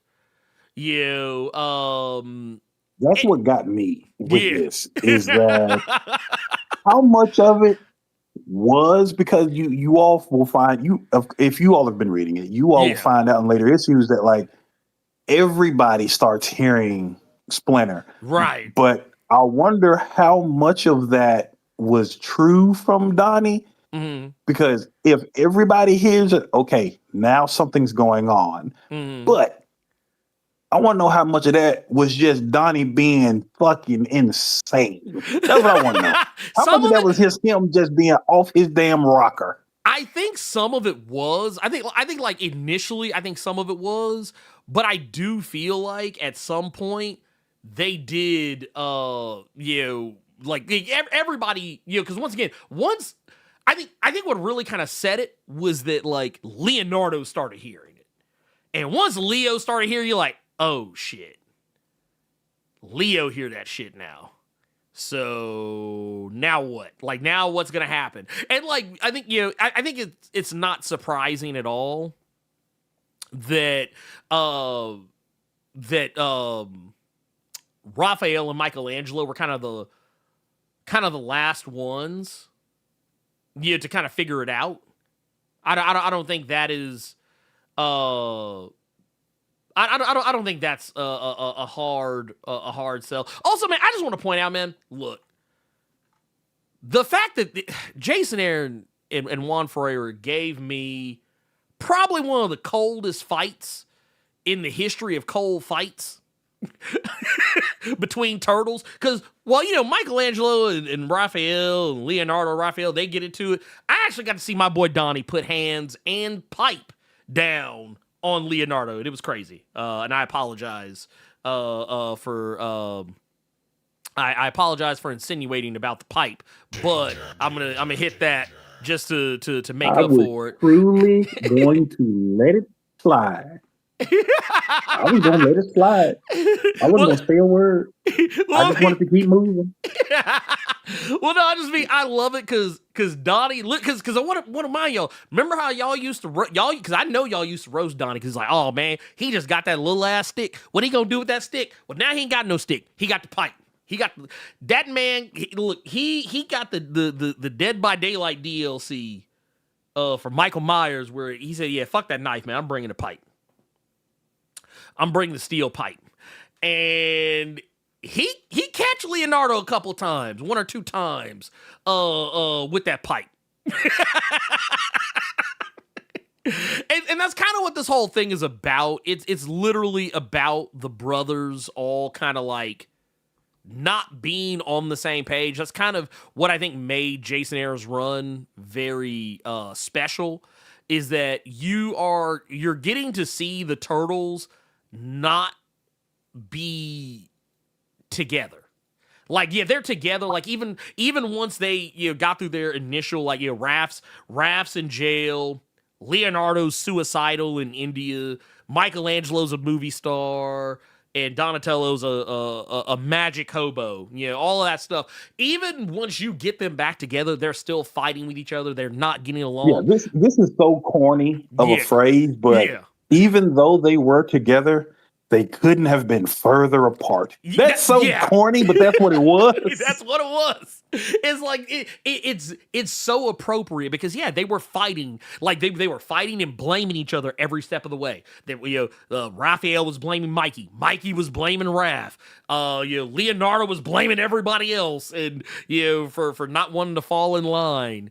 And the thing is, at the end of it all, once it kind of goes back to a thing that they were talking about at the very beginning of the second arc, was that it takes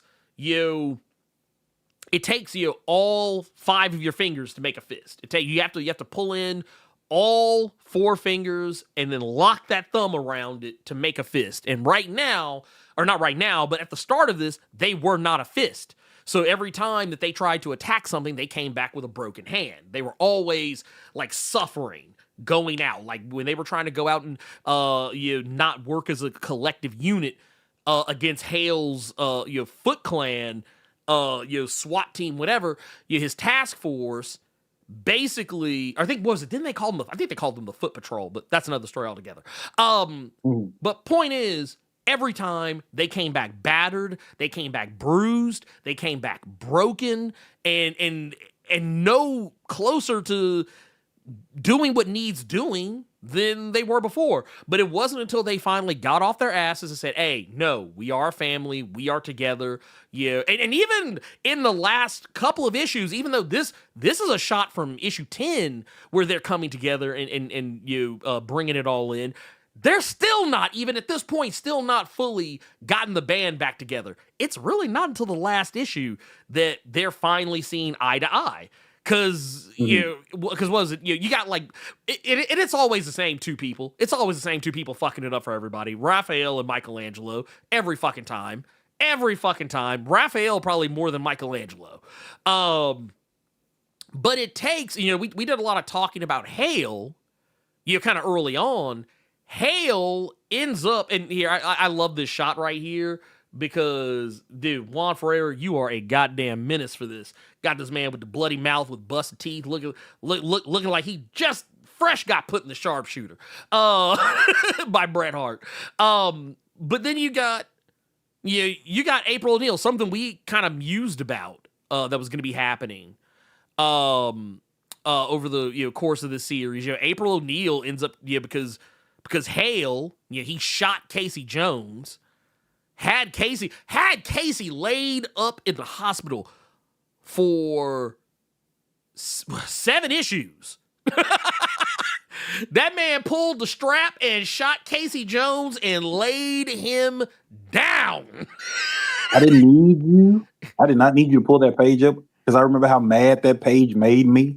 Oh, being a Casey Jones guy. I remember how fucking I was when I saw that page. So, yeah. Look, to see him, man. This was Casey. This been Casey for the last 6 issues, 7 issues, just laid up, just laid up. That man just been sitting. To know how many times you have saved the world, man. You have fought mutants. Next to mutants that you would call family, that's your brother. You had your lady by your side to get put down by a big back menace and a 45 is nuts. Dude, that's Jason Aaron should be put on trial. I'm gonna tell you what though, I was kind of here for it, if for no other reason than we got to see April O'Neil put on the Casey Jones drip and get a little wild for a minute. Because, like, even right here, here, I'll pull this up. Like, because people always kind of just assume April ain't got hands. But, like, here's the thing. You don't hang out with ninjas and a vigilante, a sports-themed vigilante without learning something. And basically, while Casey Jones is laid up, April puts on the gear and is like, all right, let's go. She's like, we doing this. We are doing this right here. It's happening. And she ends up, because the other thing that kind of bears mentioning too is that while all of this has been going on, April has been getting followed around by, obviously getting followed around by this foot patrol, but she's also been getting followed by a bunch of fucking rats. Now, honestly, I wasn't sure where this was, going at first. I mean, I knew, but like part of me kind of wondered because, I knew where this shit was going. I've seen that movie. This Now we finna find out April was a damn mutant. She's the second coming of Willard. That's what that was. I was like, wait a minute, is she the Rat Queen now? Is that? I said, are we doing this? But no, honestly, I wondered if it was the Rat King coming back. But the thing is, it's too soon for the Rat King to come back because Armageddon game was a thing, and the Rat King got tore off. So yeah, obviously not him. So the only other obvious choice was that this is Splinter manipulating things from beyond the grave. And what kind of is the most telling part of it is immediately after the rats attack the Foot Patrol, what's the first thing that kind of Slick has some focus on it? A picture of April and Master Splinter. Now, granted, it's because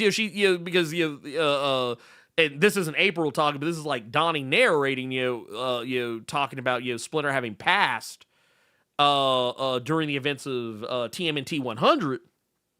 But yeah, basically that's kind of what all this is kind of building up to. It's kind of building up to once again that mysticism that Donatello had become accustomed to, like and once again this right here, kind of the early tease right here showing Michelangelo with Splinter kind of he's watching over him from beyond the grave.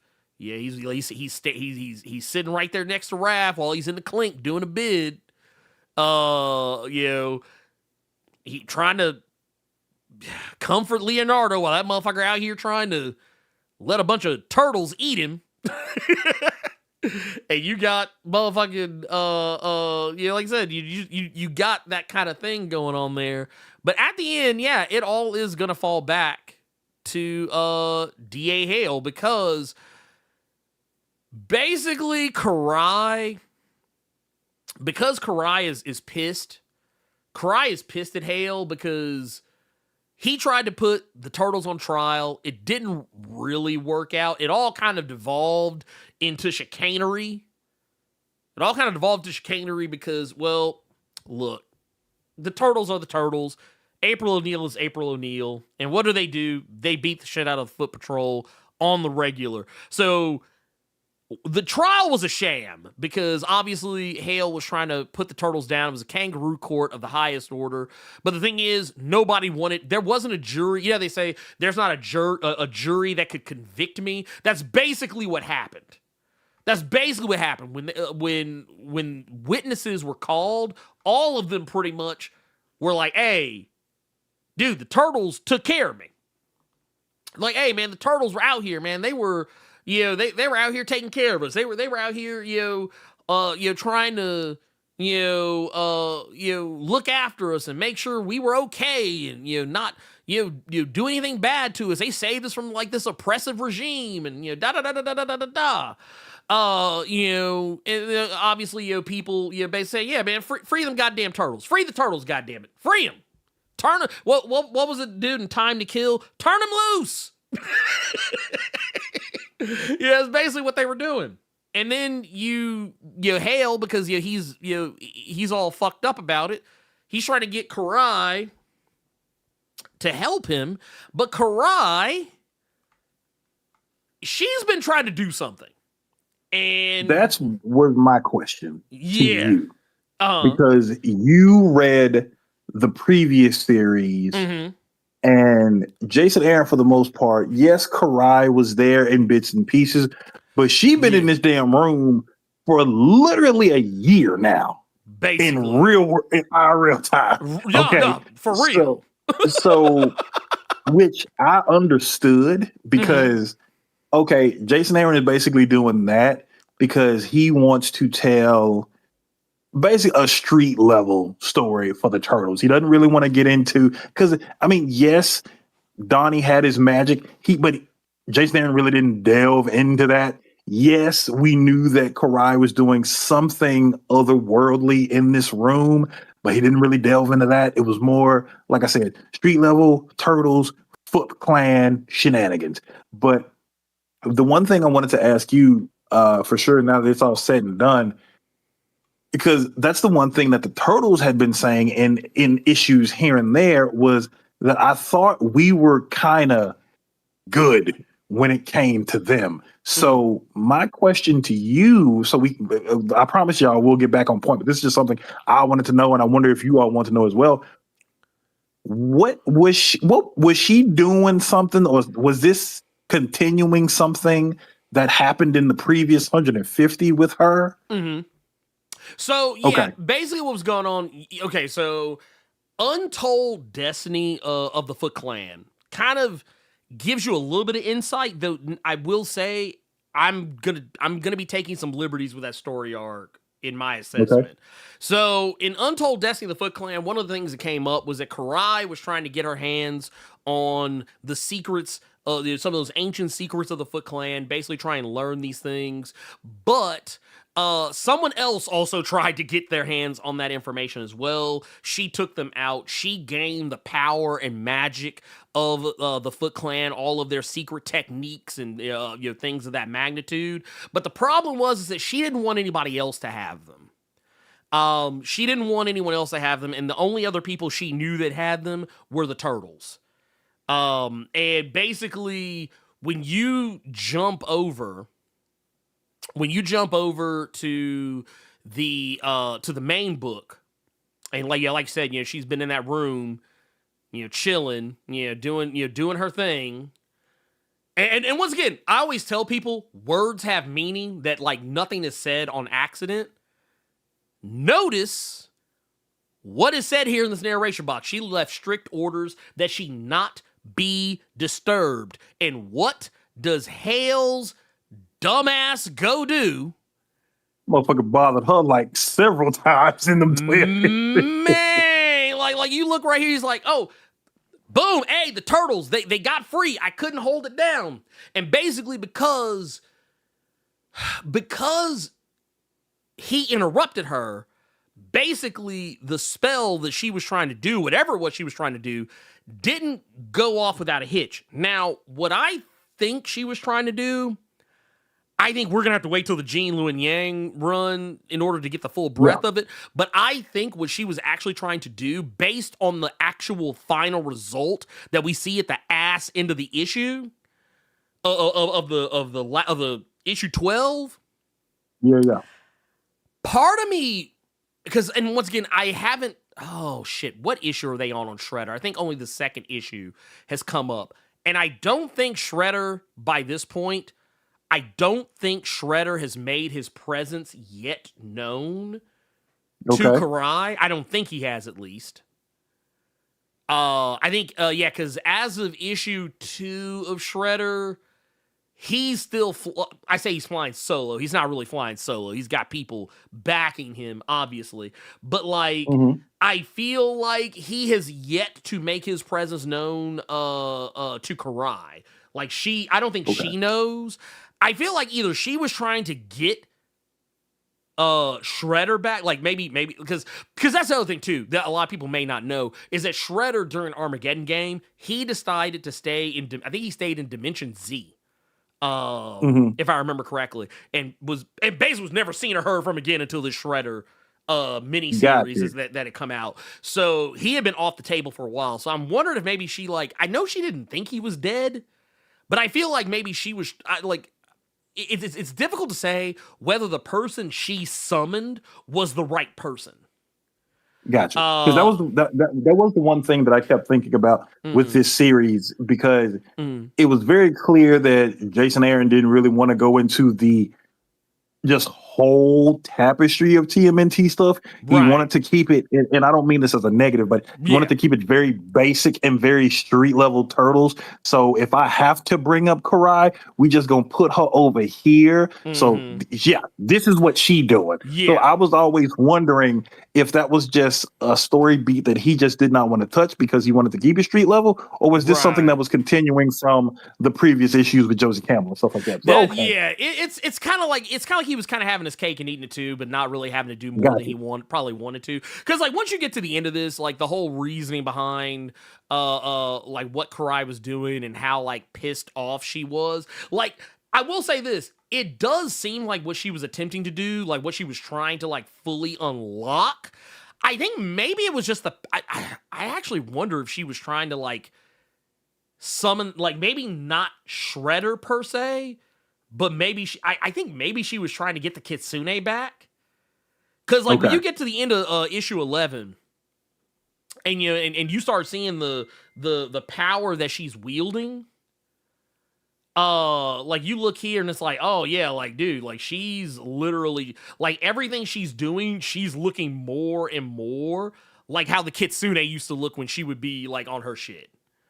Gotcha. Maybe I feel like maybe that was the power she was trying to summon, but whatever the case was, ultimately she ended up just turning Hale into a goddamn weird ass chimera mutant. Since you felt the need to bother me, if you couldn't sit still right? for just 12 issues, you couldn't leave me be. And it ain't even 12 issues. No. One was only here for 6. You couldn't leave me alone for 6 issues. I'm going to turn your ass into this here. That's what that was. Oh, yeah. Well, and then, like, you look at this right here, and it's like, she literally turned him into the thing he hated most. Yep. He hated mutants. Like, this guy, when I say this guy hated mutants, I don't mean he hated mutants. He OD hated mutants. This motherfucker hated mutants so much, that he was literally sending people out into the streets dressed up as mutants, like to get people thinking that mutants were the real problem.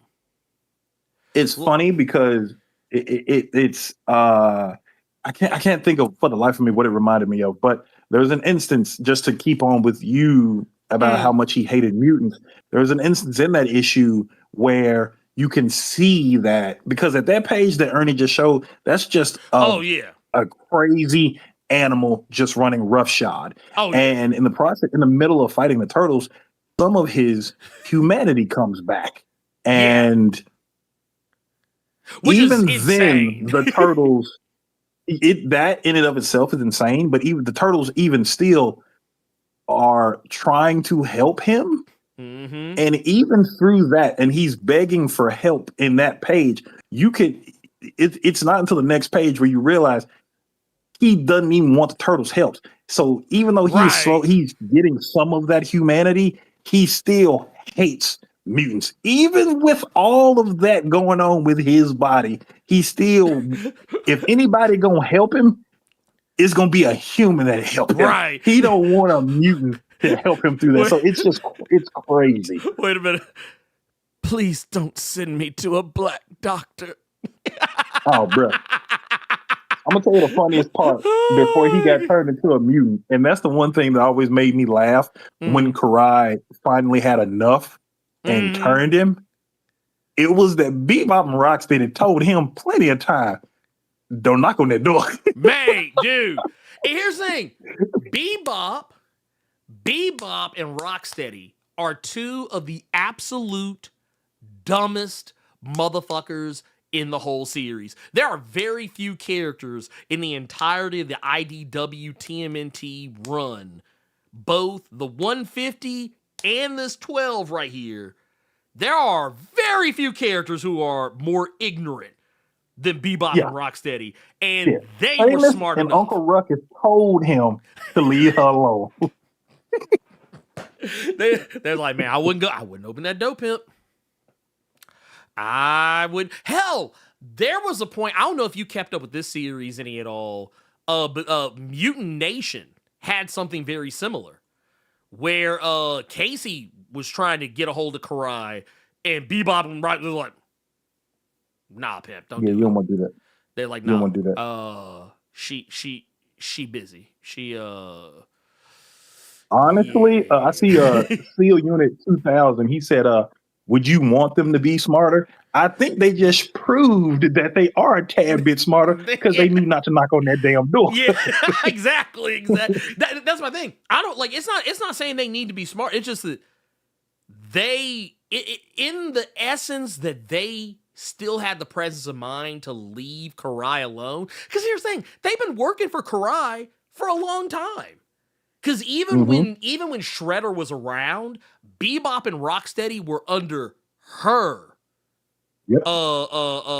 purview.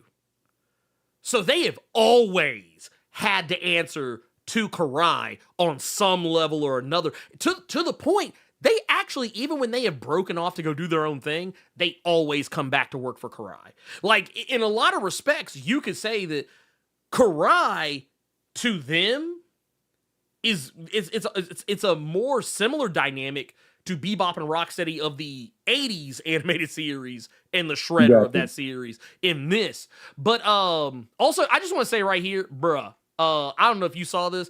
Did you ever see Bebop and Rocksteady Dripped Out? No, you have to give me a refresher. What do you mean? So in the Mutant Nation Lord series, Jesus. I ain't gonna lie, I need them to always be rocking it, dude.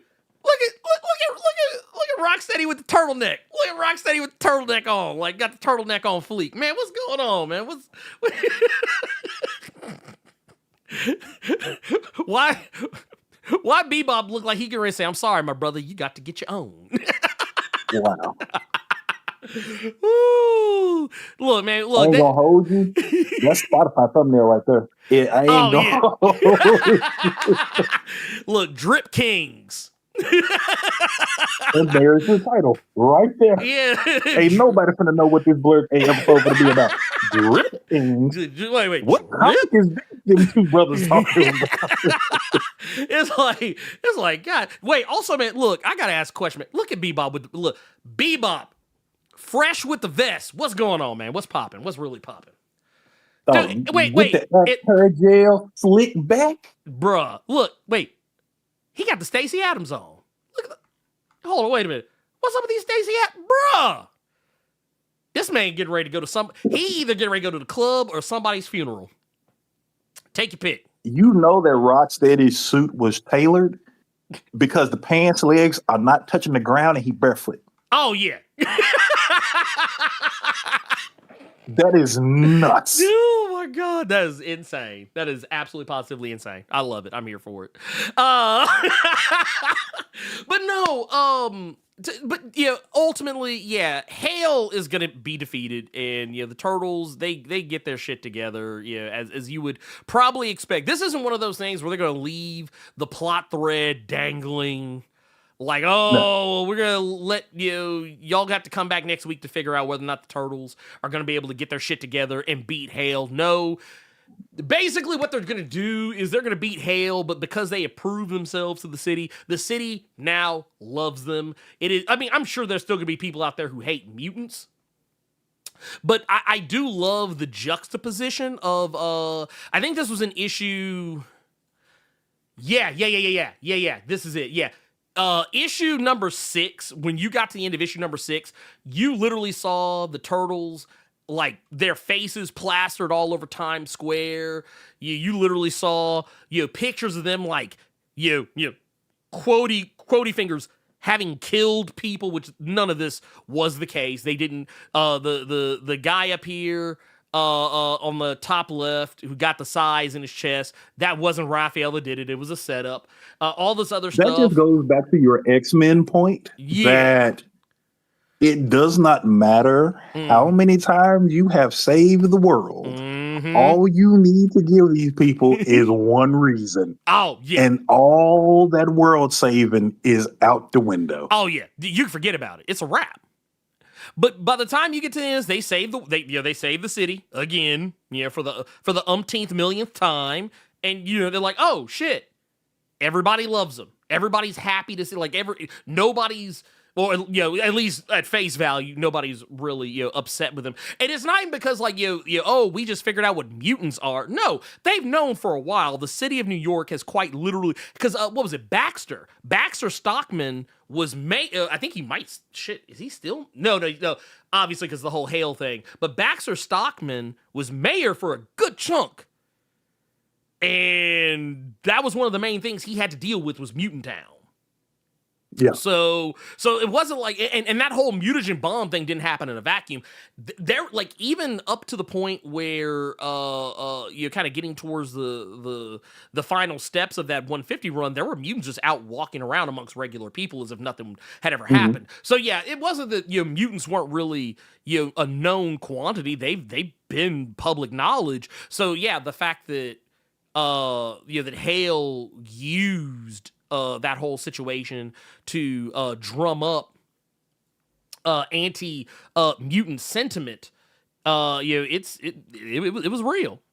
It was real. And like I said, you go back to some of the stuff that was going on, you go back to some of that stuff that was going on in some of those some of those previous issues, and it just becomes even more clear.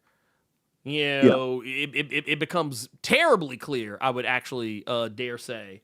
Like just look no further. Look no further than right here. Where Hale's literally just bringing people in, handing out masks.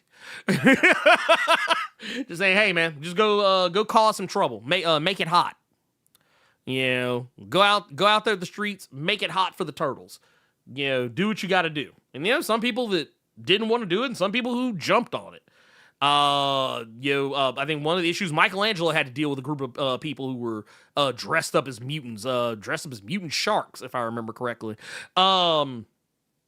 But once again, by the time you get to the end of it all, everything seems to be right with the world, more or less. But there still is always, and there's still the last thing that's going on, the ominous thing that I think is going to be, once again, that's going to be where Jean's run is really going to take shape. Is once again, and this is kind of where we get a little bit more insight into what Karai was doing, when she talks about how she was trying to take, the power of the Yomi no Kuni, but she does wind up with something. And it's the thing that she didn't expect to get. And that is something that, honestly, I'm going to let y'all sit on that one. Because I don't want to you did that. I don't want to give that up. I don't want to give that up. No. I don't want to give that up because here's the thing: she doesn't get the whatever she was trying to summon, the Yomi no Kuni, trying to get the secrets, of the afterlife and all that shit.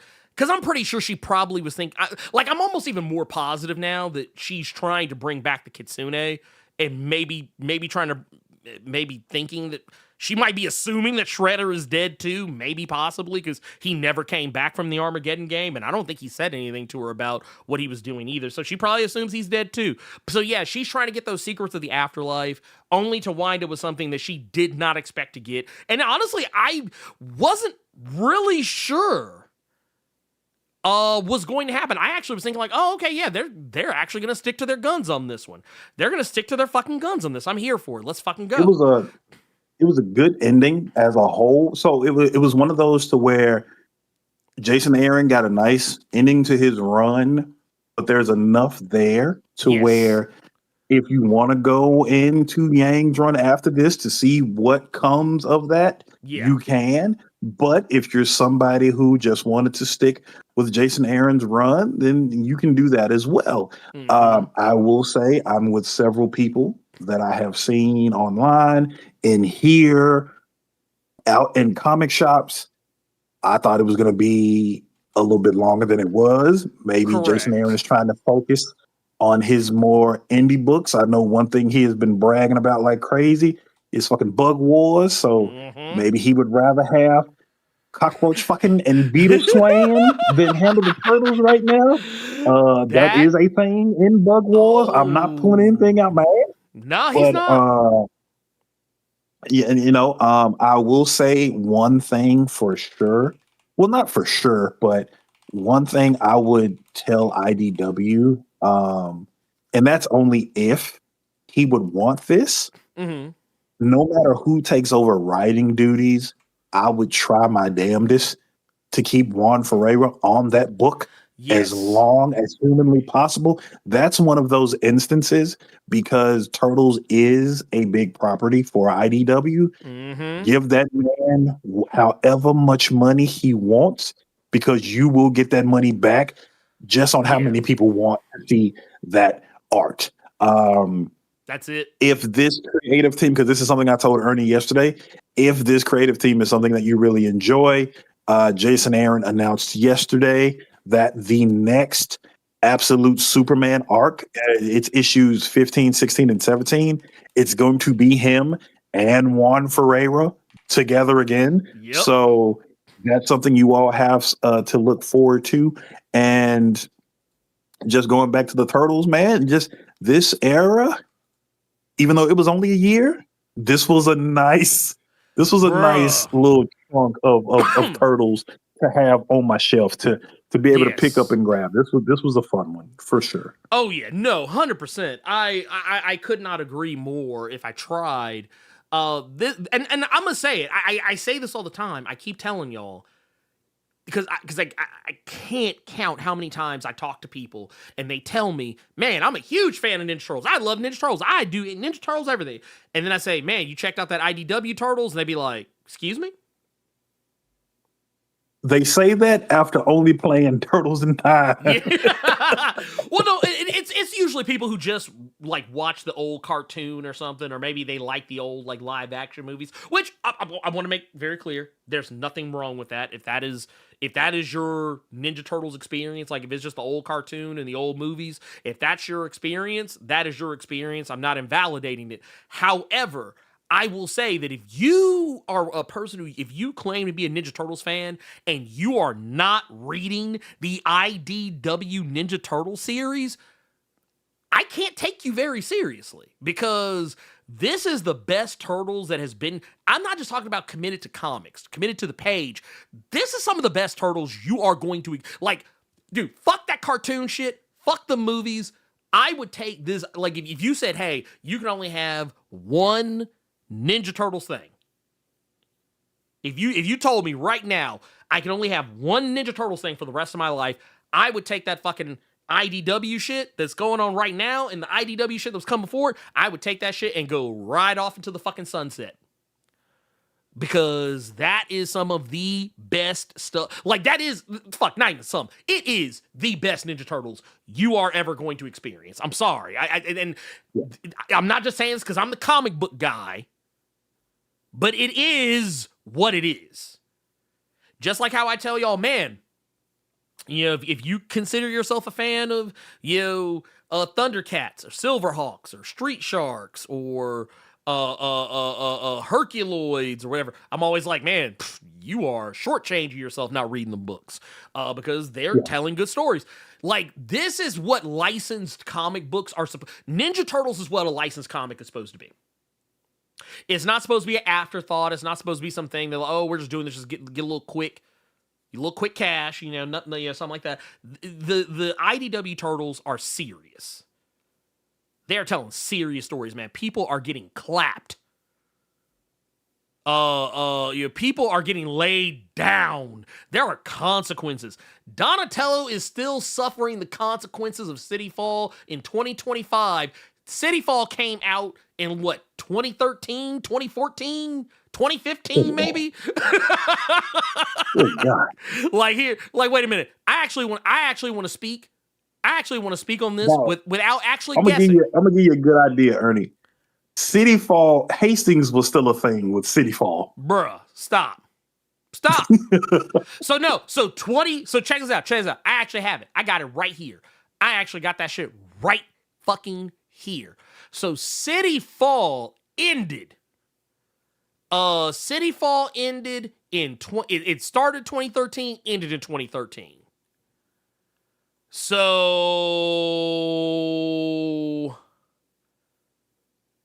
Donatello has literally been dealing with that metal shell on his back for over 10 years. He didn't have that. And not even the fact that like, because I hate that you have to say that with certain books, and that's what makes people eyes perk up, is that like people are getting clapped and people getting killed in these books. But Mm-hmm. dude, like what I need you all to understand is like they're just good stories, man. You can Yes. say that about the Turtles. You can say that about Transformers. You can Mm-hmm. say that about several, like you can say that about Thundercats. You can say that Yep. about Space Ghost. You can say that about Terminator. You can say Captain that about Planet. Captain Planet. So it shouldn't take, oh man, people getting killed in this. Let me go grab it. Yeah. No, these are No. just damn good They're stories great that you all are stories. missing out on potentially Mm-hmm. because you might be thinking of the old stuff. And I think Mm-hmm. what I need a lot of you all to remember is that with a lot of these comics now, they're not doing that. They're growing up and getting older just like you are. And the stories reflect that. Yes. I'll even take what Elite just says right here and kind of steel man it.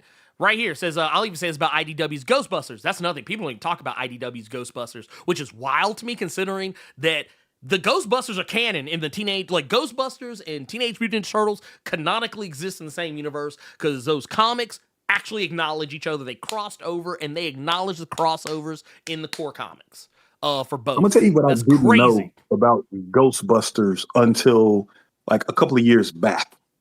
That video game is canon because Yeah. that rookie has shown up in several Ghostbusters comics. I forgot what his name was. I just remember they called him Rookie in the game, but that character has shown up in several books since then. So it's Mhm. all one big story to that. And Yeah. they take those stories and they don't Nope. make it a gag or a Nope. joke or anything like that. It's like I said, it's growing up and it's growing older with everybody. So yeah, Yeah. And read those stories, people. please, and don't like. I'm not saying you shouldn't ask for things, but I just want to put things in perspective. Don't sit up here and tell me that you want to wait until they do the book that you want to happen, Hmm. because I'm gonna tell you what, that's a fast way to not get the book that you want. Like I remember when God, it was like back when I think Thundercats like I don't think Thundercats was even quite out yet. Hmm. I don't think. But folks were like, man, I don't really care about this. I just want Silverhawks. Well, guess what? Silverhawks and Thundercats are part of the same IP umbrella. They are all under Rankin Bass. So if you won't support Thundercats, guess what the fuck you ain't gonna get? You ain't gonna get Silverhawks. But because people supported Thundercats, guess what you got? You got Silverhawks. And Hmm. because people supported Thundercats and Silverhawks, it started a fucking nuclear arms race amongst other comic book properties because they were like, oh shit, motherfuckers buying the hell out these books. You mean tell me all we got to do is take like a hot nostalgia property and put a bomb ass creative team on it and just let them do their thing and the shit's gonna dude, fuck it, man. Wrap all this shit up. Hey, get what was that random cartoon used to come on back in the 80s? Yeah, get that shit. Yeah. Bid for it. Cause I've talked to the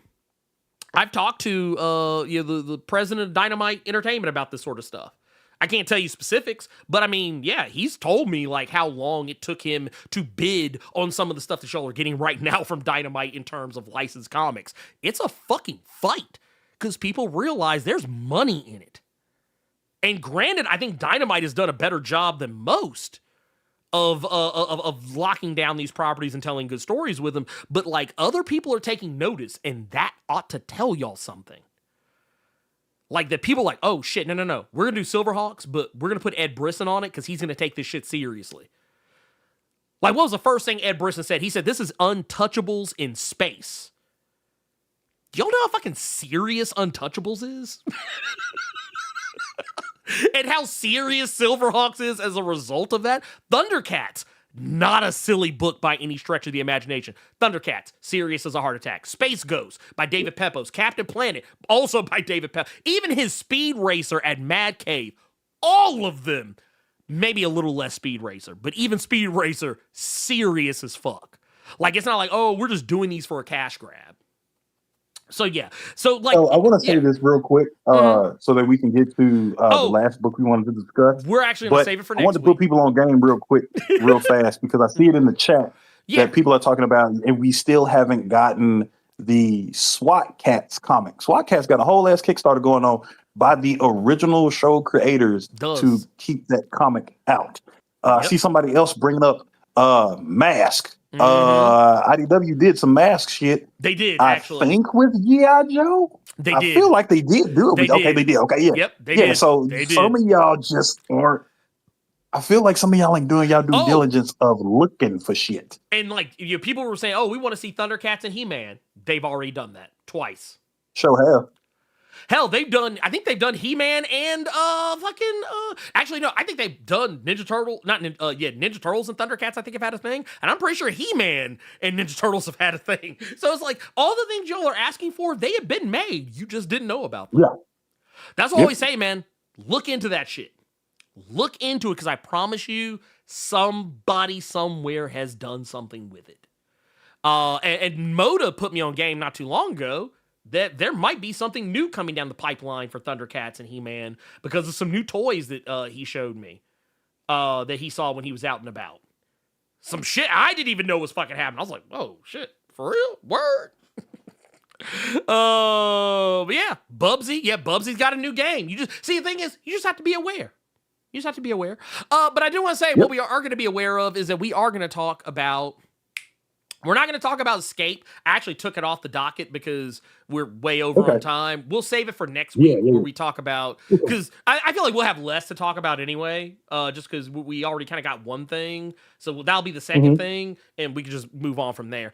But I do want to hit these super chats before. I don't know if you have a recommendation for this week, but I have one that kind of popped up in my lap last night.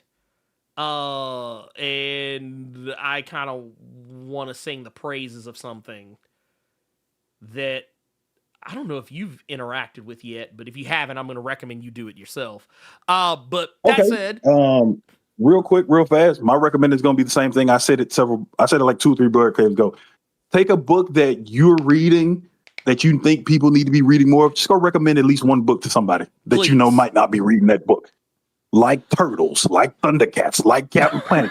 Just go recommend one book for your boys. Because if you tell, like, and you know what? I think I know another thing I do want to talk about next week as well. Maybe if depending on how we are with the other two things, maybe we could talk about this one as well. I think I want to talk about Power Fantasy next week too. We'll see how we're looking on time and whatnot. Real quick, I'm gonna answer these super chats and then I'm gonna give my recommendation. For one, Poor Archery Media out here with the 5 says, I think one of the things I love the most about Jason Aaron's run is how he tapped into a more angrier tone for Mikey while still keeping him Mikey. I think that is actually really good to point out because, Michelangelo is one of the more laid-back turtles, objectively the most laid-back turtle, and while during the 150 run, he would occasionally get annoyed by some things, or he would get sad about some things, but he rarely was ever, like, just legitimately angry about stuff. I think the only time he really got angry was, like, shit. I think it was, like, with everything that happened with Slash, and some of the other stuff that was going on, like around the time, like kind of post City Fall stuff, or no, not post City Fall. It was post Shredder's death. It was post Shredder's death, and like how he felt like the Turtles were like kind of going in the wrong direction, like being okay with murder and stuff like that. That was like really the only times he in 150 issues, those only times he really ever legitimately got angry.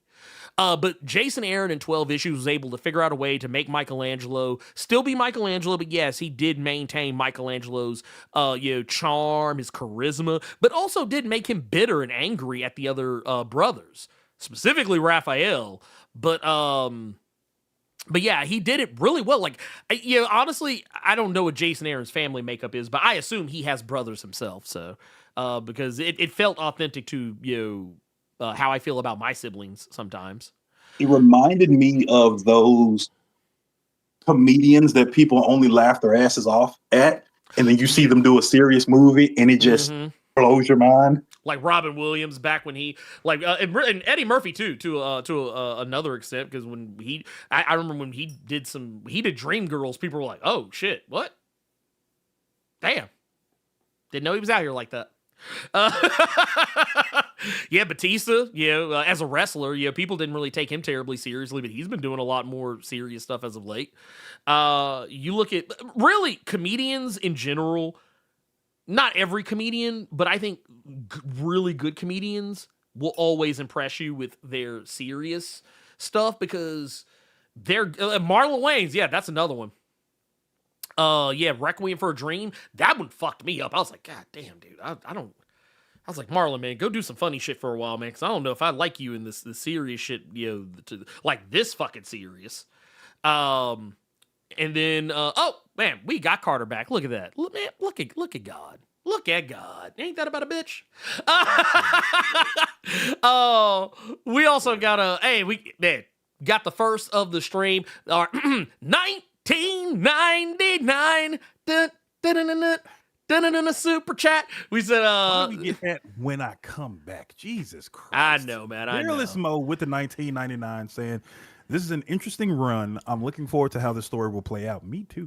I have a feeling this will be a crossover or some sort, but we'll have to wait and see as you get those likes up. God damn it, please. Thank you. Well, and I want to make something I don't know. I really want to point out that right now, in this day and age, nothing is true, everything is permitted. Probably now more than ever. Because everything is possible. You can have a Ninja Turtles Power Rangers crossover. You have a Godzilla Power Rangers crossover. You have a Godzilla Ninja Turtles crossover, which, by the way, there's literally a preview at the end of the last issue of the TMNT Jason Aaron run for the Ninja Turtles Godzilla. So, hey, just so people are aware, because you brought up the crossovers, Gene Wen Yang is going to be taking over writing duties for TMNT. Freddie E. Williams is going to be taking over art duties. Who is that? Yes. If you've read Batman TMNT crossovers, yep, that's who's taking over art duties in this continuation. I think he did Thundercats and He-Man, like the Thundercats He-Man crossover too. Like I don't remember exactly, but I know for a fact, yes, the Batman TMNT one for sure. But I want to say he did the other one as well. But yeah, here's the thing. There's so much possibility. And once again, we have an Eisner Award-winning writer. Yeah. Once again, because I think Jason Aaron's also an Eisner Award-winning writer himself. But like, we have yet another Eisner Award-winning writer on Ninja Turtles, and the first person I think of Asian descent to ever actually write Ninja Turtles.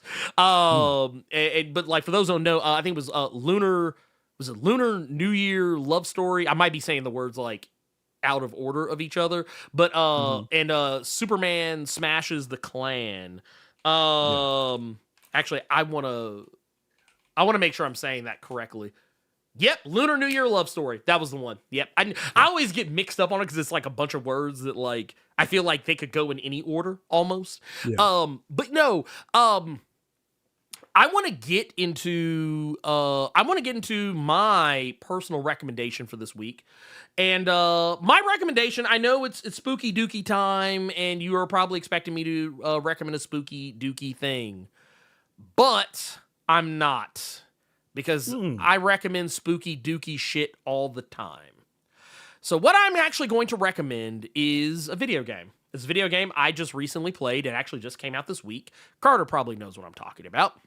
And no, it is not Vampire the Masquerade Bloodlines 2. I actually would recommend you don't play that.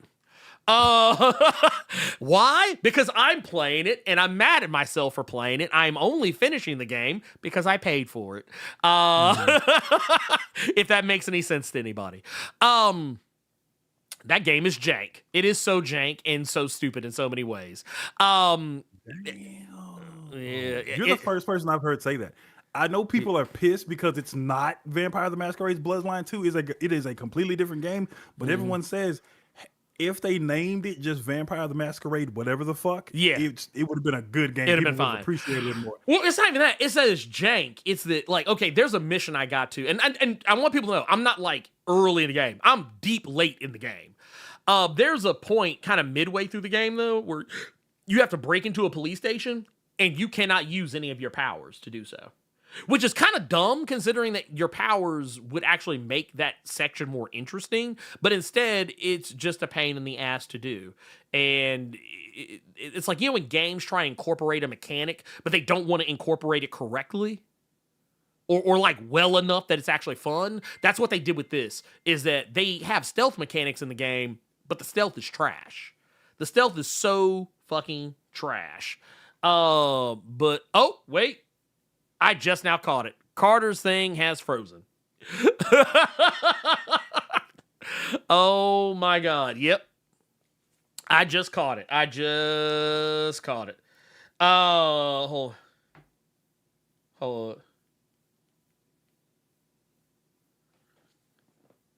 up. There. So that said, here, I'm actually just going to take the one for a little bit, because Carter, I think they're still messing with his, like, power box shit. But no, I'll just say, the game that I was going to recommend, for those who are unfamiliar, is The Dispatch. And The Dispatch is a hilarious game. That is all about superhero-ishness and all of that chicanery. And here, I'll actually pull this up so that y'all can kind of see what I'm talking about. But here, let's take your clothes off. What's happening right now? It's better if you keep your identity a secret. Here. I remembered you being bigger. I was a little drunk.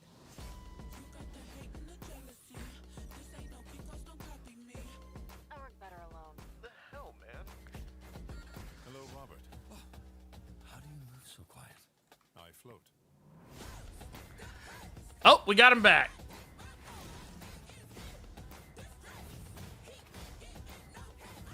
Oh Lord.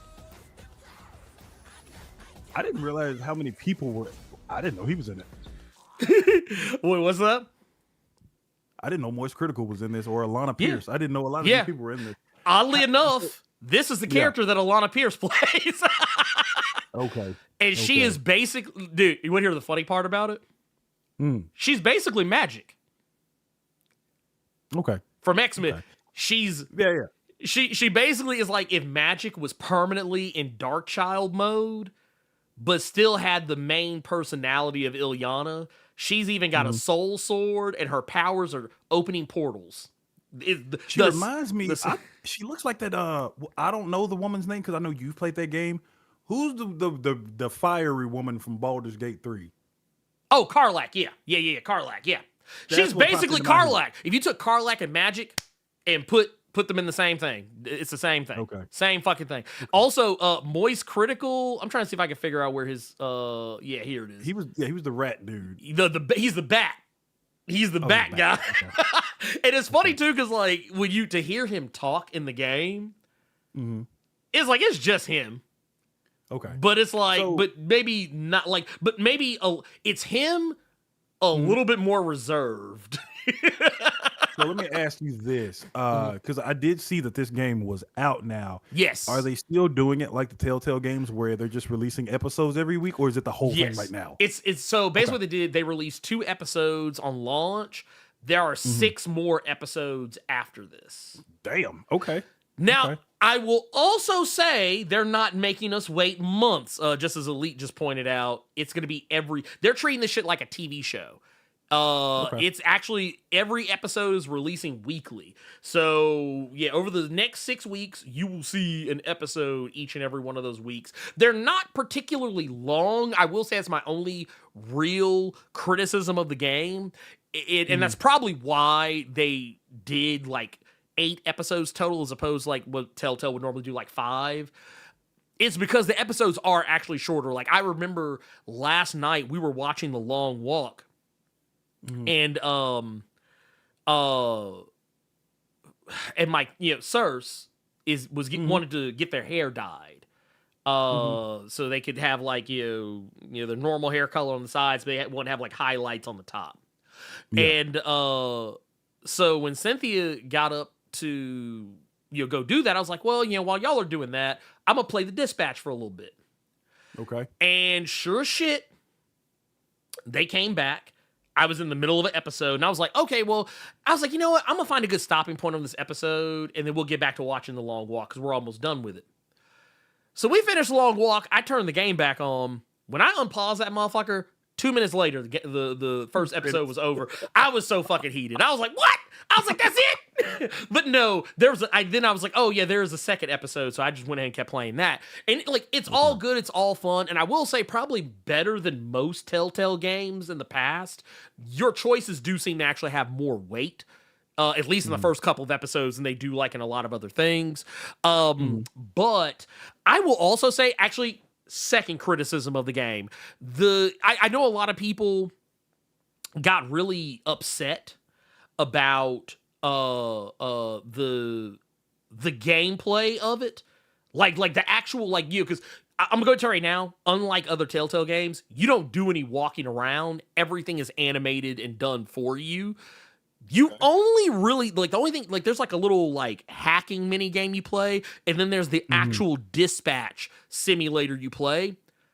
I actually wish that you could just play the simulator part even when you're done with the episode. Like, if they could just give you like some random, like, like, oh, here's like a random set of things you could do. Because I'm not gonna lie, the dispatch part where you have to like select which superhero goes on what call.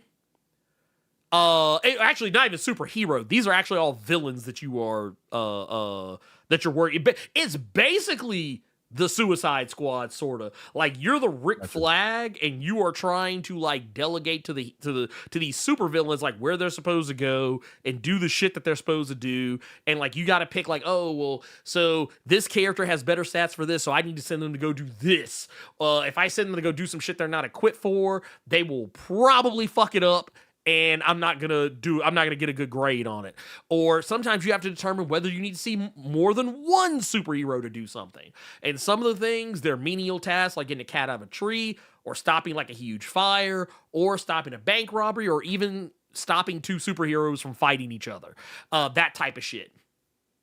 So basically that's what it is. The villains are getting rehab. They're basically all of the characters you're working with, they are all, if not villains, they are at least people who have done things that could be considered things that they would have been arrested for, like, otherwise. And a lot of the characters are kind of nods towards certain heroes and characters. There's a woman in the game who's basically Monica Rambeau, more or less. Monica Rambeau with a record. But it's great because, well, for one, Travis Willingham and Laura Bailey, there also is, y'all probably seen, there's a lot of YouTubers and content creators and Twitch streamers that got roles in this. But really, Aaron Paul and Jeffrey Wright are like the only major celebrities in the game. You gonna have some celebrities in that motherfucker. Those the two you. Those two you want, dude. And and Jeffrey Wright is a whole fool in this game. Okay. he plays the character you would probably expect. What the fuck? Yeah, like, see, this is the shit. Like, I think this is why people got heated. Because, like, when they saw, like, what the gameplay was, because they don't really show you, like, all this stuff, this is really all, like, cutscene shit. Like, this is the stuff that you're just, like, watching until you get to the part where you play the game. But, like, you see right here where, here, let me go back just a sec. Right here. This is the actual gameplay right here. Where, like, okay, you're, like, trying to say, oh, also, this dude is basically Wolverine. Dude is literally like, I think 3'3". Okay. Oh, there's your Monica Rambeau right there. Flambe, this dude is a whole clown. Invisigal, formerly known as Invisibitch, love to see it. But no, basically, yeah, you're taking these people and you're trying to turn these supervillains into superheroes and try and make them do the best job humanly possible.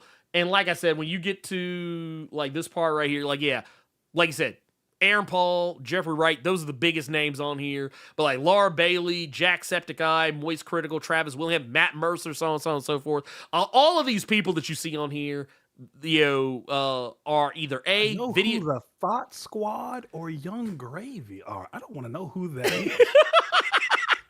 Just go with it.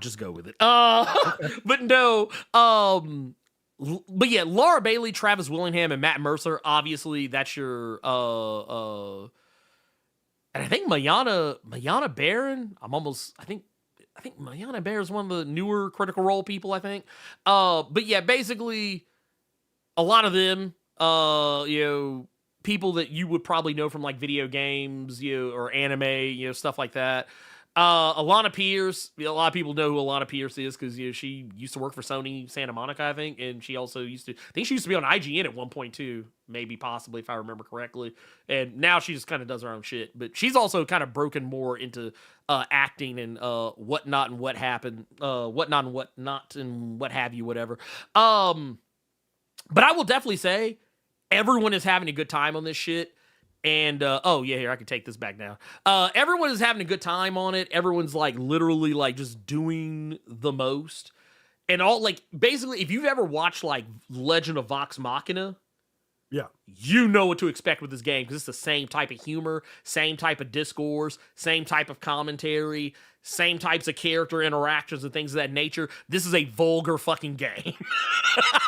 It's a vulgar game that is like if you ever watched Legend of Vox Machina and were like, man, they doing too much, then you don't want to play this game because they're doing the same. Like, honestly, I will say not a criticism, but more of an observation. I actually wish this was just a TV show. Because, truth be told, it feels like a TV show. It feels, and I think it even says something that when I was watching a video where Travis and Laura Bailey were both kind of talking about how this game came to be, it did kind of, because I think someone even asked, like, oh, hey, why isn't this like a TV show? It's like, shit, if this blows up enough, it might just become one. Because the animation in it is fluid. It is good. The animation is, for the scenes, I mean, obviously, they kind of treat it as though it's like in-engine, but I mean, it's really just a cutscene, but the animation is sharp. It is so good. It's even better than what Vox Machina shit is. Mighty Nine is definitely going to be way more irreverent than Vox Machina. That much I can tell you. Even though the trailers have been a little bit more tame, than what you would probably expect. I'm pretty sure they're hiding all that shit behind the actual episodes. But that said, yes, I do highly recommend The Dispatch. It is fun. It is basically about a guy who used to be a superhero, but for reasons I will not get into, is no longer a superhero, and he is having to work a desk job in order to get back into a position where he can be a superhero again. And thus, shenanigans. It is amazing. There are so many little funny ass comic book references and even references to like other pop culture that like are kind of tangential to comics. It's great. I highly recommend it. Go play it. Go play it. And it's cheap. I think it's only like $30, give or take, which is I think is more than reasonable for a game of its type. Yeah. That said, let's get into some. Do we have any questions from the Discord? Do we have any? We got 2 this week. Let's do it. Let's knock them All down. right. First one is from Qdoma. He's saying, good evening, Carter and Ernie. Hope you're doing all right. I've been hearing a lot of rumblings about Jim Shooter and people putting on the cape for him. Comic fans go so far as to say he was right about everything happening in the comics industry, or he foresaw everything that would come to pass. This man was very problematic in my eyes. As far as I'm concerned, dead is better. Yes. Okay, then. Yeah. That's my thought. my question to you both is, what are your thoughts about the stuff surrounding this man and his views on the comic industry? I feel like a lot of people think about what he did in the comics and what he did with putting Valiant together, and then they just will put everything else under the bed.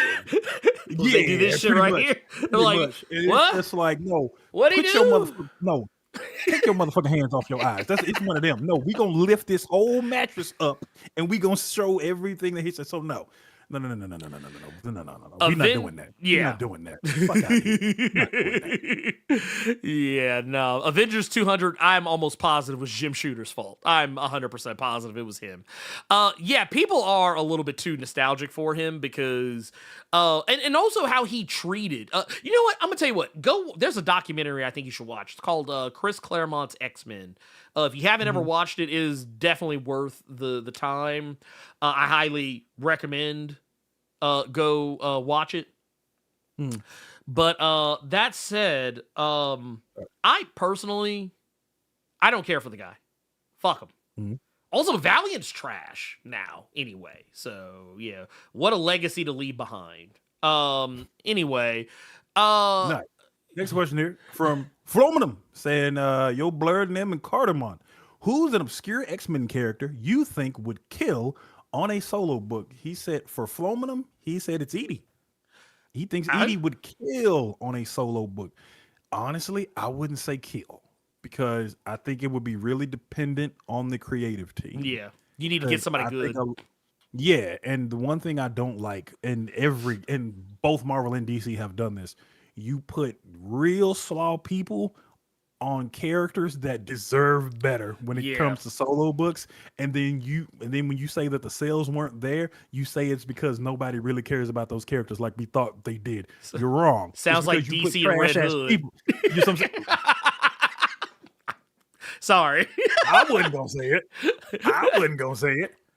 I asked that question before the book came out on a Blerd Cave. Yeah, but I think that's what ends up happening, and then you have books that were short lived, and it's like, well, then they put it on their Substacks that we tried, and sales just weren't there. So I don't think a lot of people cared about the character. No, we cared. It's just you put a slash ass artist on the book, you put a trash artist on the book, you put a slaw ass writer on the book that's claim to fame was some over here somewhere where they did like a one shot or a story in an anthology book or some other nonsense, and then we saw they couldn't hold on for a whole miniseries. So nah, I don't like it. With a good creative team, yeah, I think Edie could kill. But go ahead, Ernie. Yeah, no, I don't like Edie with an unproven quantity at the helm. I need somebody who actually knows what they're doing. I would need an Evel Ewing. I would need I would need somebody who actually like has some experience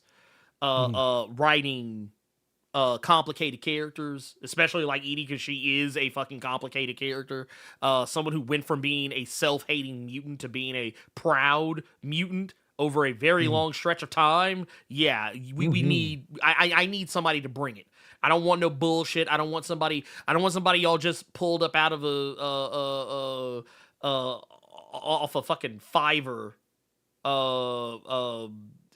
fucking ad or some shit. I need proven talent. But okay, but to get to the heart of the question, who do I think would be an X-Men character that could probably kill if given the chance at a solo opportunity? Man, you know what? I think, and this is, I don't think this would surprise anybody.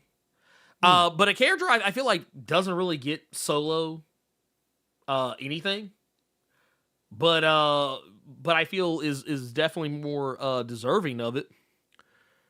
And once again, should come as no real actual surprise that I feel this way now, but there's a character by the name of Chamber, who I used to not be a terribly big fan of, but Joe Casey kind of won me over on Chamber. And I've been going back and reading some of the old Generation X stuff recently, and I'm like, you know what? I didn't really give Chamber a fair chance.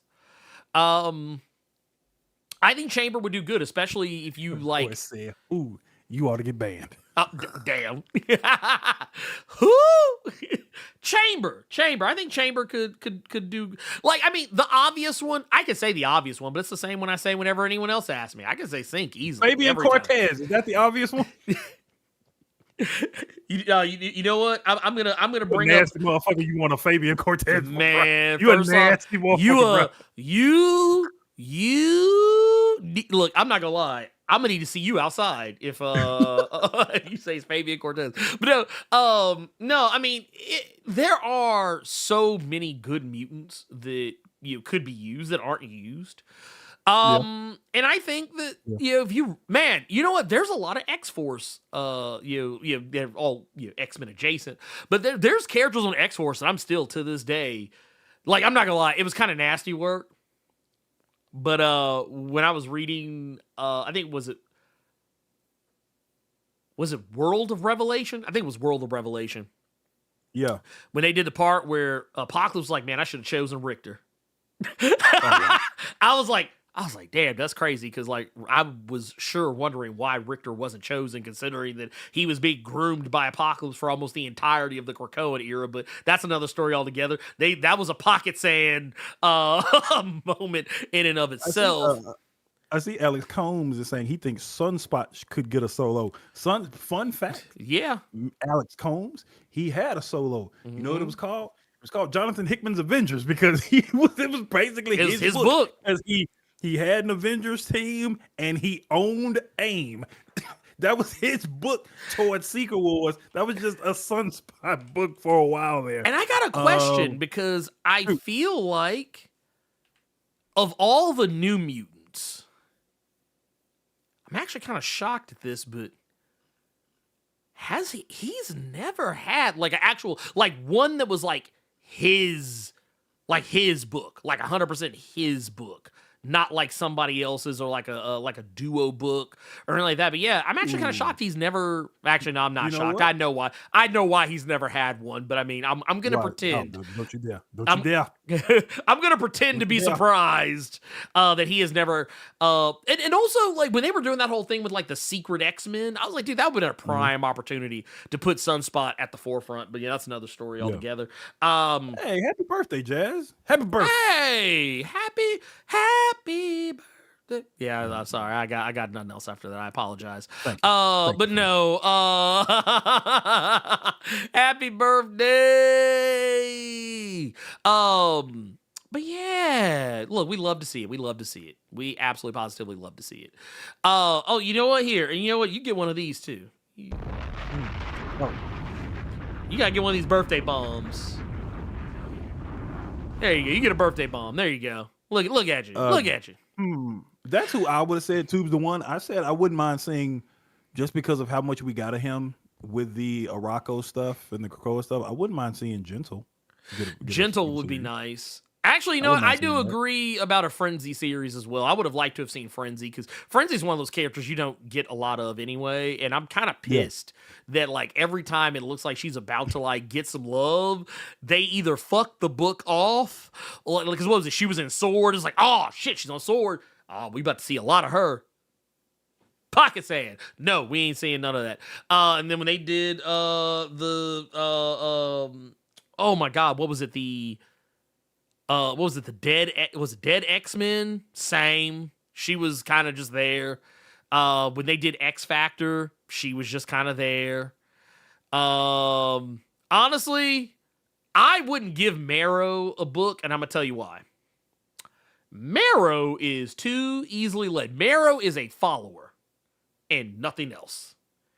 And Age of Revelation has proven it to me even more when I was reading that Iron and Frost book. And even Emma was like, yeah, you're just a follower. You just looking for something. You just looking for a place to belong. It's funnier because the last book I read with Marrow in it was Cy Spurrier's X-Force book, where she literally was just there to be a follower. Yeah, that's all she ever does. She's a follower. She's a pawn, and in chess, the pawns go first. Sorry. But no, that said, that is that on that. And let's look at some questions from the chat that we got. We got one here says, question, did you guys hear about Robert Kirkman's Transformers Energon universe is getting an animated series made of it? Yes. Yes, that is. Which, you know what I find really funny? I find it funny that they waited till Robert Kirkman got on board to make that. That's how I announce it. Yeah, because I was like, because here's the thing. Don't get me wrong. I love what Robert Kirkman is cooking in the. I think it's just the one issue of his Transformers that has come out thus far. But it's like, but I mean, really, let's keep it a buck. This show is going to be eating heavily off of the plate of Daniel Warren Johnson. And I think Robert Kirkman is only really there because his name has more cachet than his. And the invincible of it all. Okay.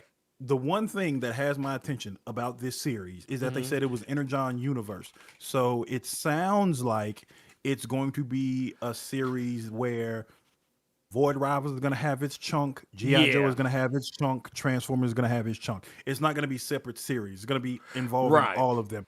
And that would be gangster to where everybody would eat. But real quick, real fast, so we can get to this next question because I know we are about to hit time. Yeah. Did you see what got announced yesterday from Boom Studios in relation to you? Yes, I did. Actually, I had the thing. I actually had it pulled up. Okay. Oddly enough. Yeah. So, oddly enough. Boom Studios announced, or James Tiny and also he posted a little shot on his Instagram that Something is Killing the Children is getting a live action deal and an animated series deal that's going to be coming down the pipeline through Blumhouse. So you're getting best of both worlds. Yes, Mr. Carruthers, you're getting cartoon and you're getting real peoples. Which makes me wonder about the Netflix deal because I know for a fact there were scripts that were written for the thing that was supposed to go on Netflix. So I wonder if that is just going to get ported over or what is going on here. But the only at first was when I first saw it because I didn't see it from James first. I saw it from Werther first. So like as I was scrolling, I didn't see that it was Werther's name, above it. So I was like, man, somebody bullshitting.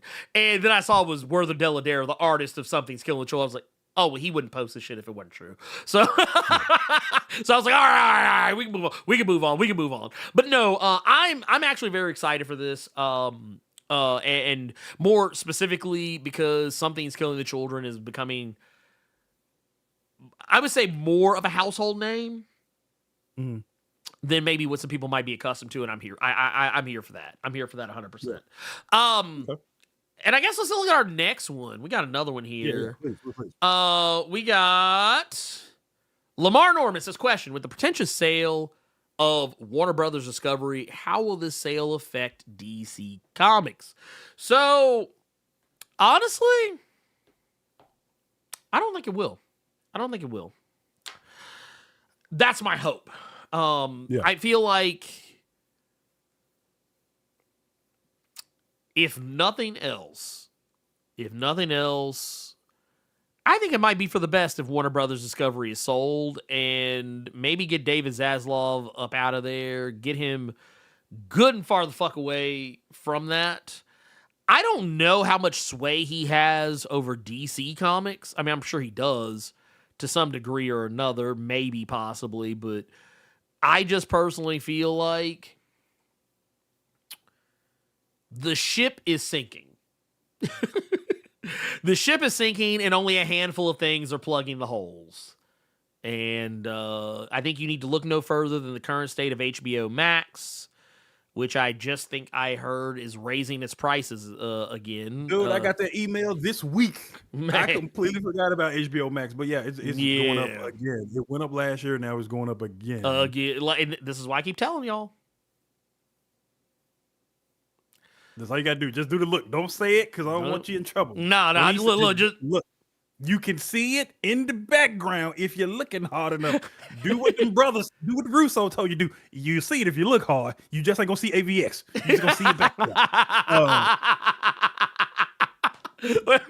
I forgot about that goddamn fish. Everybody need their ass whipped for that one. Oh my god! But yeah, but do no. we have any more questions? Yes, we do. Yes, we do. Power might go out again. Let's Oh do it. yeah. Let's run through them. We got G Martinez Max says, question: why don't movie creators create more literature and comics to expand lore and keep fans interested by introducing new characters from the movie and fleshing out storylines? Is it reaching? Yes or no? I mean, no. Like that, though. It's just no one reads them.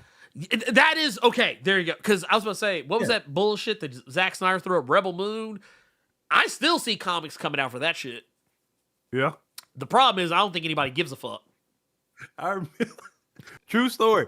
I saw one when I was walking in a comic shop, right? It was just right there on the shelf. I took a picture of it immediately and I sent it to Ernie because of who wrote that fucking Rebel Moon story. Who was it, you ask, audience? Gail Simone. And then he just didn't text me, and then just said, I know damn well they didn't sucker Gail Simone. I was like, why y'all drag? It was so funny. Why y'all drag poor Gail Simone into this?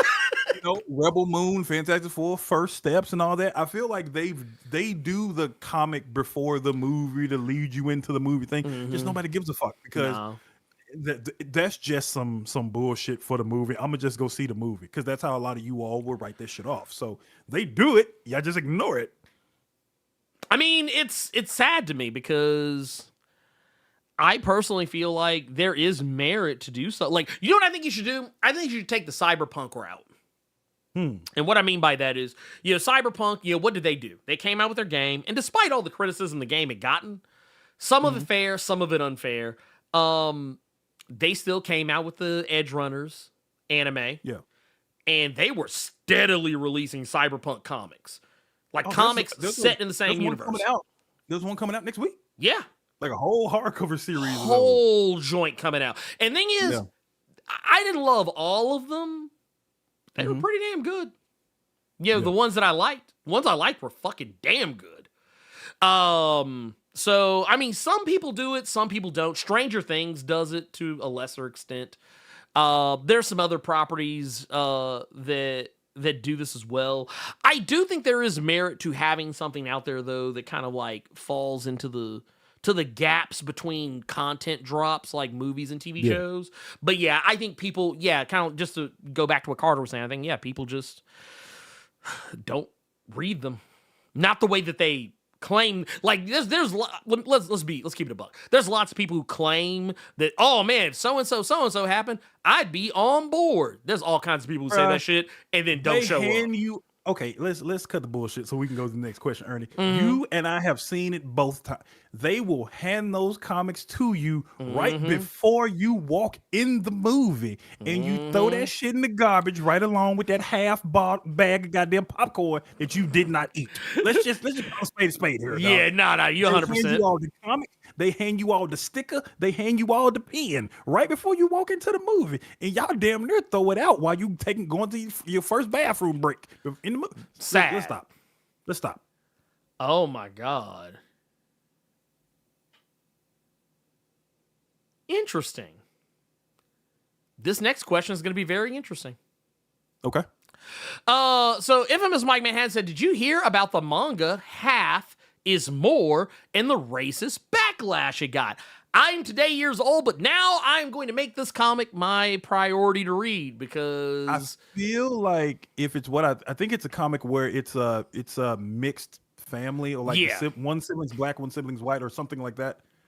I know of it, but I haven't really heard all the backlash about it. I just know there's drama surrounding it.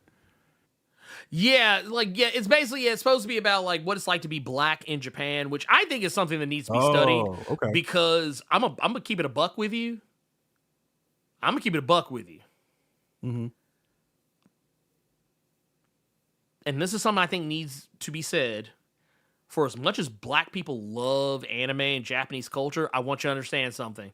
It does not love you back. I can't remember what anime that was. It was on Adult Swim. It was on.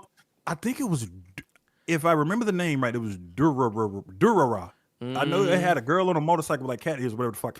But I remember there was an episode with a chef, and it was a black dude, but big ass nose, big ass pink lips. He was a chef, and it was on adult, and it was showing it on Adult Swim. Well, and so yeah, it's. You know what? I think that people need to calm. Because in Japan, there's plenty of racism. But I think people need to calm down saying that, like, oh, who asked for this? Who wanted this? Who, yada, yada, yada, yada, yada.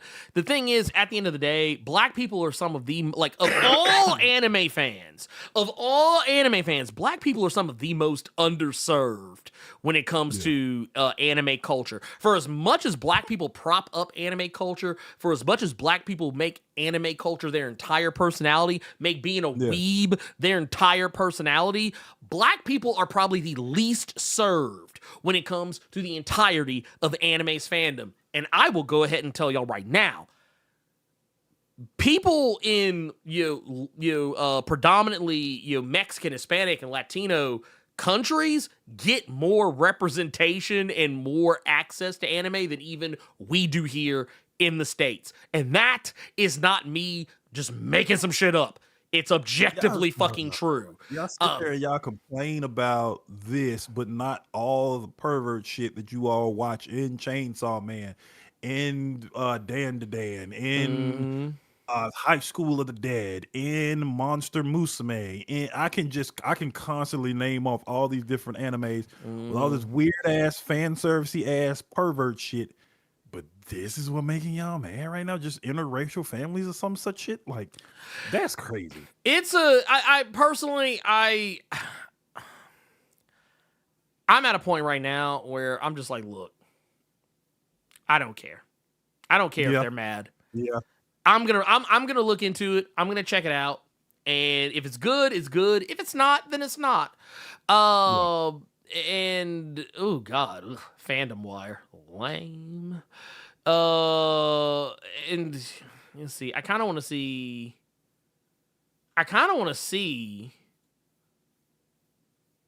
Yeah, dude, I'm not gonna hold y'all. This is some bullshit to me. I'm not gonna hold y'all. This is some straight up baby back bullshit. Did you see any more questions there? We got one more. We got one here from Screwface Capone. Says, question: do you think that Marvel is ending the Ultimate line because they plan to announce a season 2 after Ultimate Endgame and are keeping it a surprise? No, I don't think so. Were you not here last week? God damn. No, I don't think so. I don't think so at all. I honestly think it is exactly what Dennis Camp said it was. I think it is just quite literally.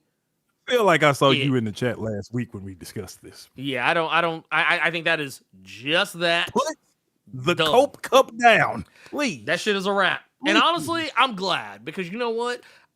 Like Dennis Camp said, I think that it is better to go out a winner than to hang around past your prime. So, like, because I go lie, it's some comics out there that went well past their sell-by date. Oh, you mean like the original Ultimate Universe?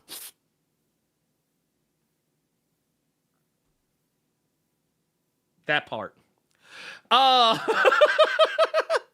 But no, that said, we do have one, I think. Yeah, we do have one thing I want to address before we get up out of here. Actually, two things I want to address before we get up out of here. 3, technically, but I'm going to do them very quickly, so don't you worry your pretty little heads. It will not take me long to do what I'm about to do. We got Levesto the Samurai with 38 months of the Blur Club Gold Mine. Says, coming in late, no Carter on the screen like the old Blur Cave shows. The only TMNT I need is IDW. Shot is fired. But no, not wrong, not incorrect at all. That, like I said, these are all nothing but, like, literally, objectively, nothing but facts here in this statement. Also, second thing is, once this show is over, you are going to be able to watch the first, the first and the return of Best Comics this week. And if you want to know more about some of the comics, one of which we would have talked about today, and maybe actually 2 of which we probably would have talked about today, but and I'm going to talk about those in that video. So it's going to be going live here very shortly after I cut the stream off. It'll be going live in 3 minutes. So there you go. Last is that if you want to go spend some time with me and some of my homies. We are going to be running over in just probably, I think actually they may be getting ready to go live in maybe an hour or so, maybe, give or take. I'd have to like double check myself. Let's see.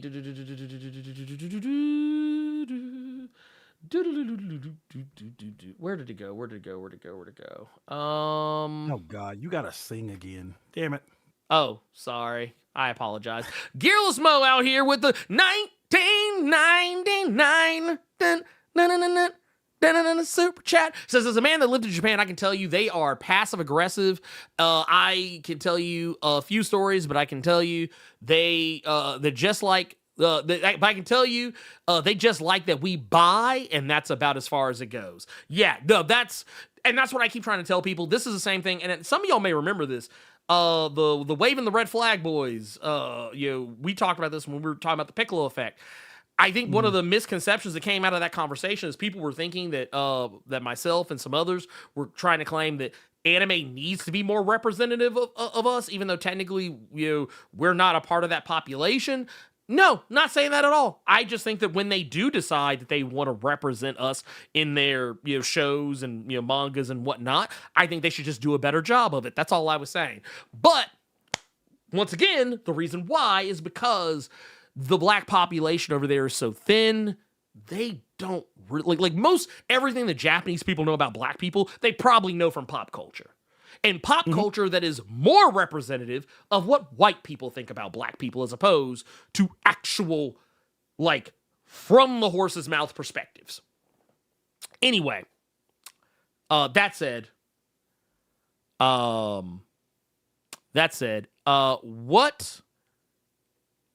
I will go on the record for is that very shortly, because it's that time of year, the Nerd Not a One boys are going to be doing their Extra Life thing. I'm going to be joining in as well. We are the plan is we will probably play some Marvel Rivals. I have been seeing Nick Shafani go off and online because he's probably setting up his Marvel Rival stuff. We are also finally going to be playing the Elden Ring multiplayer mod as well. We're all going to be playing Elden Ring together in seamless co-op multiplayer. You know what that means, Carter? That means that we won't have to summon each other after every fucking boss fight, and we can summon each other wherever the fuck we want. Yes, Carter, there's a fucking mod for it that's been in existence since the game. No. We played it. Yes. I just can't remember if we had to summon each other. I can't remember. You must have updated it, but yeah, we played it. We had to summon each other, but like whenever we beat a boss, we didn't have to oh wait, I'm going away, bye, and then have to come back. So they updated it recently. But basically it meant we had to start all the way the fuck over because for whatever reason it wipes your save. But that's because it doesn't use the normal Elden Ring servers. So we're going to be playing some of that. So we're going to be, I don't remember how many people it allows either. It's kind of ridiculous. I think it actually allows for more than the normal amount of people in multiplayer, which just makes the game fucking broken. But we're gonna be playing that. We'll probably be playing some other stuff. Maybe give or take. I'm not really 100% sure, but we'll be doing it to benefit. I think we're gonna be doing this for. I think it's gonna be for St. Jude or Le Bonheur. I don't remember which one. So forgive me if I misspeak. But we will be doing that. And if you want to go check it out, just look up Nerd 901. I think we're going to be, I don't know if we're going to be doing this on Twitch or if we're going to be doing this on YouTube. I have to look. I don't honestly remember which one we decided on. It'll probably be Twitch because I think that's just the easiest one. But whatever the case is, come find us on Twitch. And matter of fact, I will share the Nerd 901 page. And you guys can go there and figure out what the frack is going on.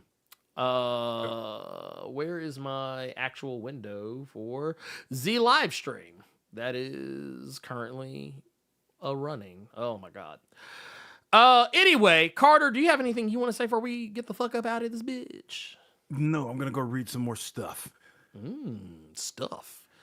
I Yeah, like it. yeah. I'm still doing that thing to where I'm trying out books I would not have really given a chance otherwise. So I got some new stuff I'm gonna look into today. Okay. Look, hey, I respect it. I'm a respecter. I am going to be playing some video games. I'll probably be drawing in between because I'm pretty sure we will not be playing the whole time, but please, if you why is it video? I don't know what the fuck it's doing right now. Anyway, it doesn't matter. I was looking at the Twitch side of it, but whatever the case is, come join in. We're going to be doing some pretty cool stuff. I will also be offering my services, even though technically I don't think anyone actually took advantage of it last time. But you can get art made by yours truly if you donate at certain tiers during the stream. So we'll see what happens. Anyway, Carter, for Carter Presents, I'm the Blerd Without Fear. And you know what? Because y'all, somebody, I forget who it was that brought him up, Jim Shooter. We coming for you, nigga.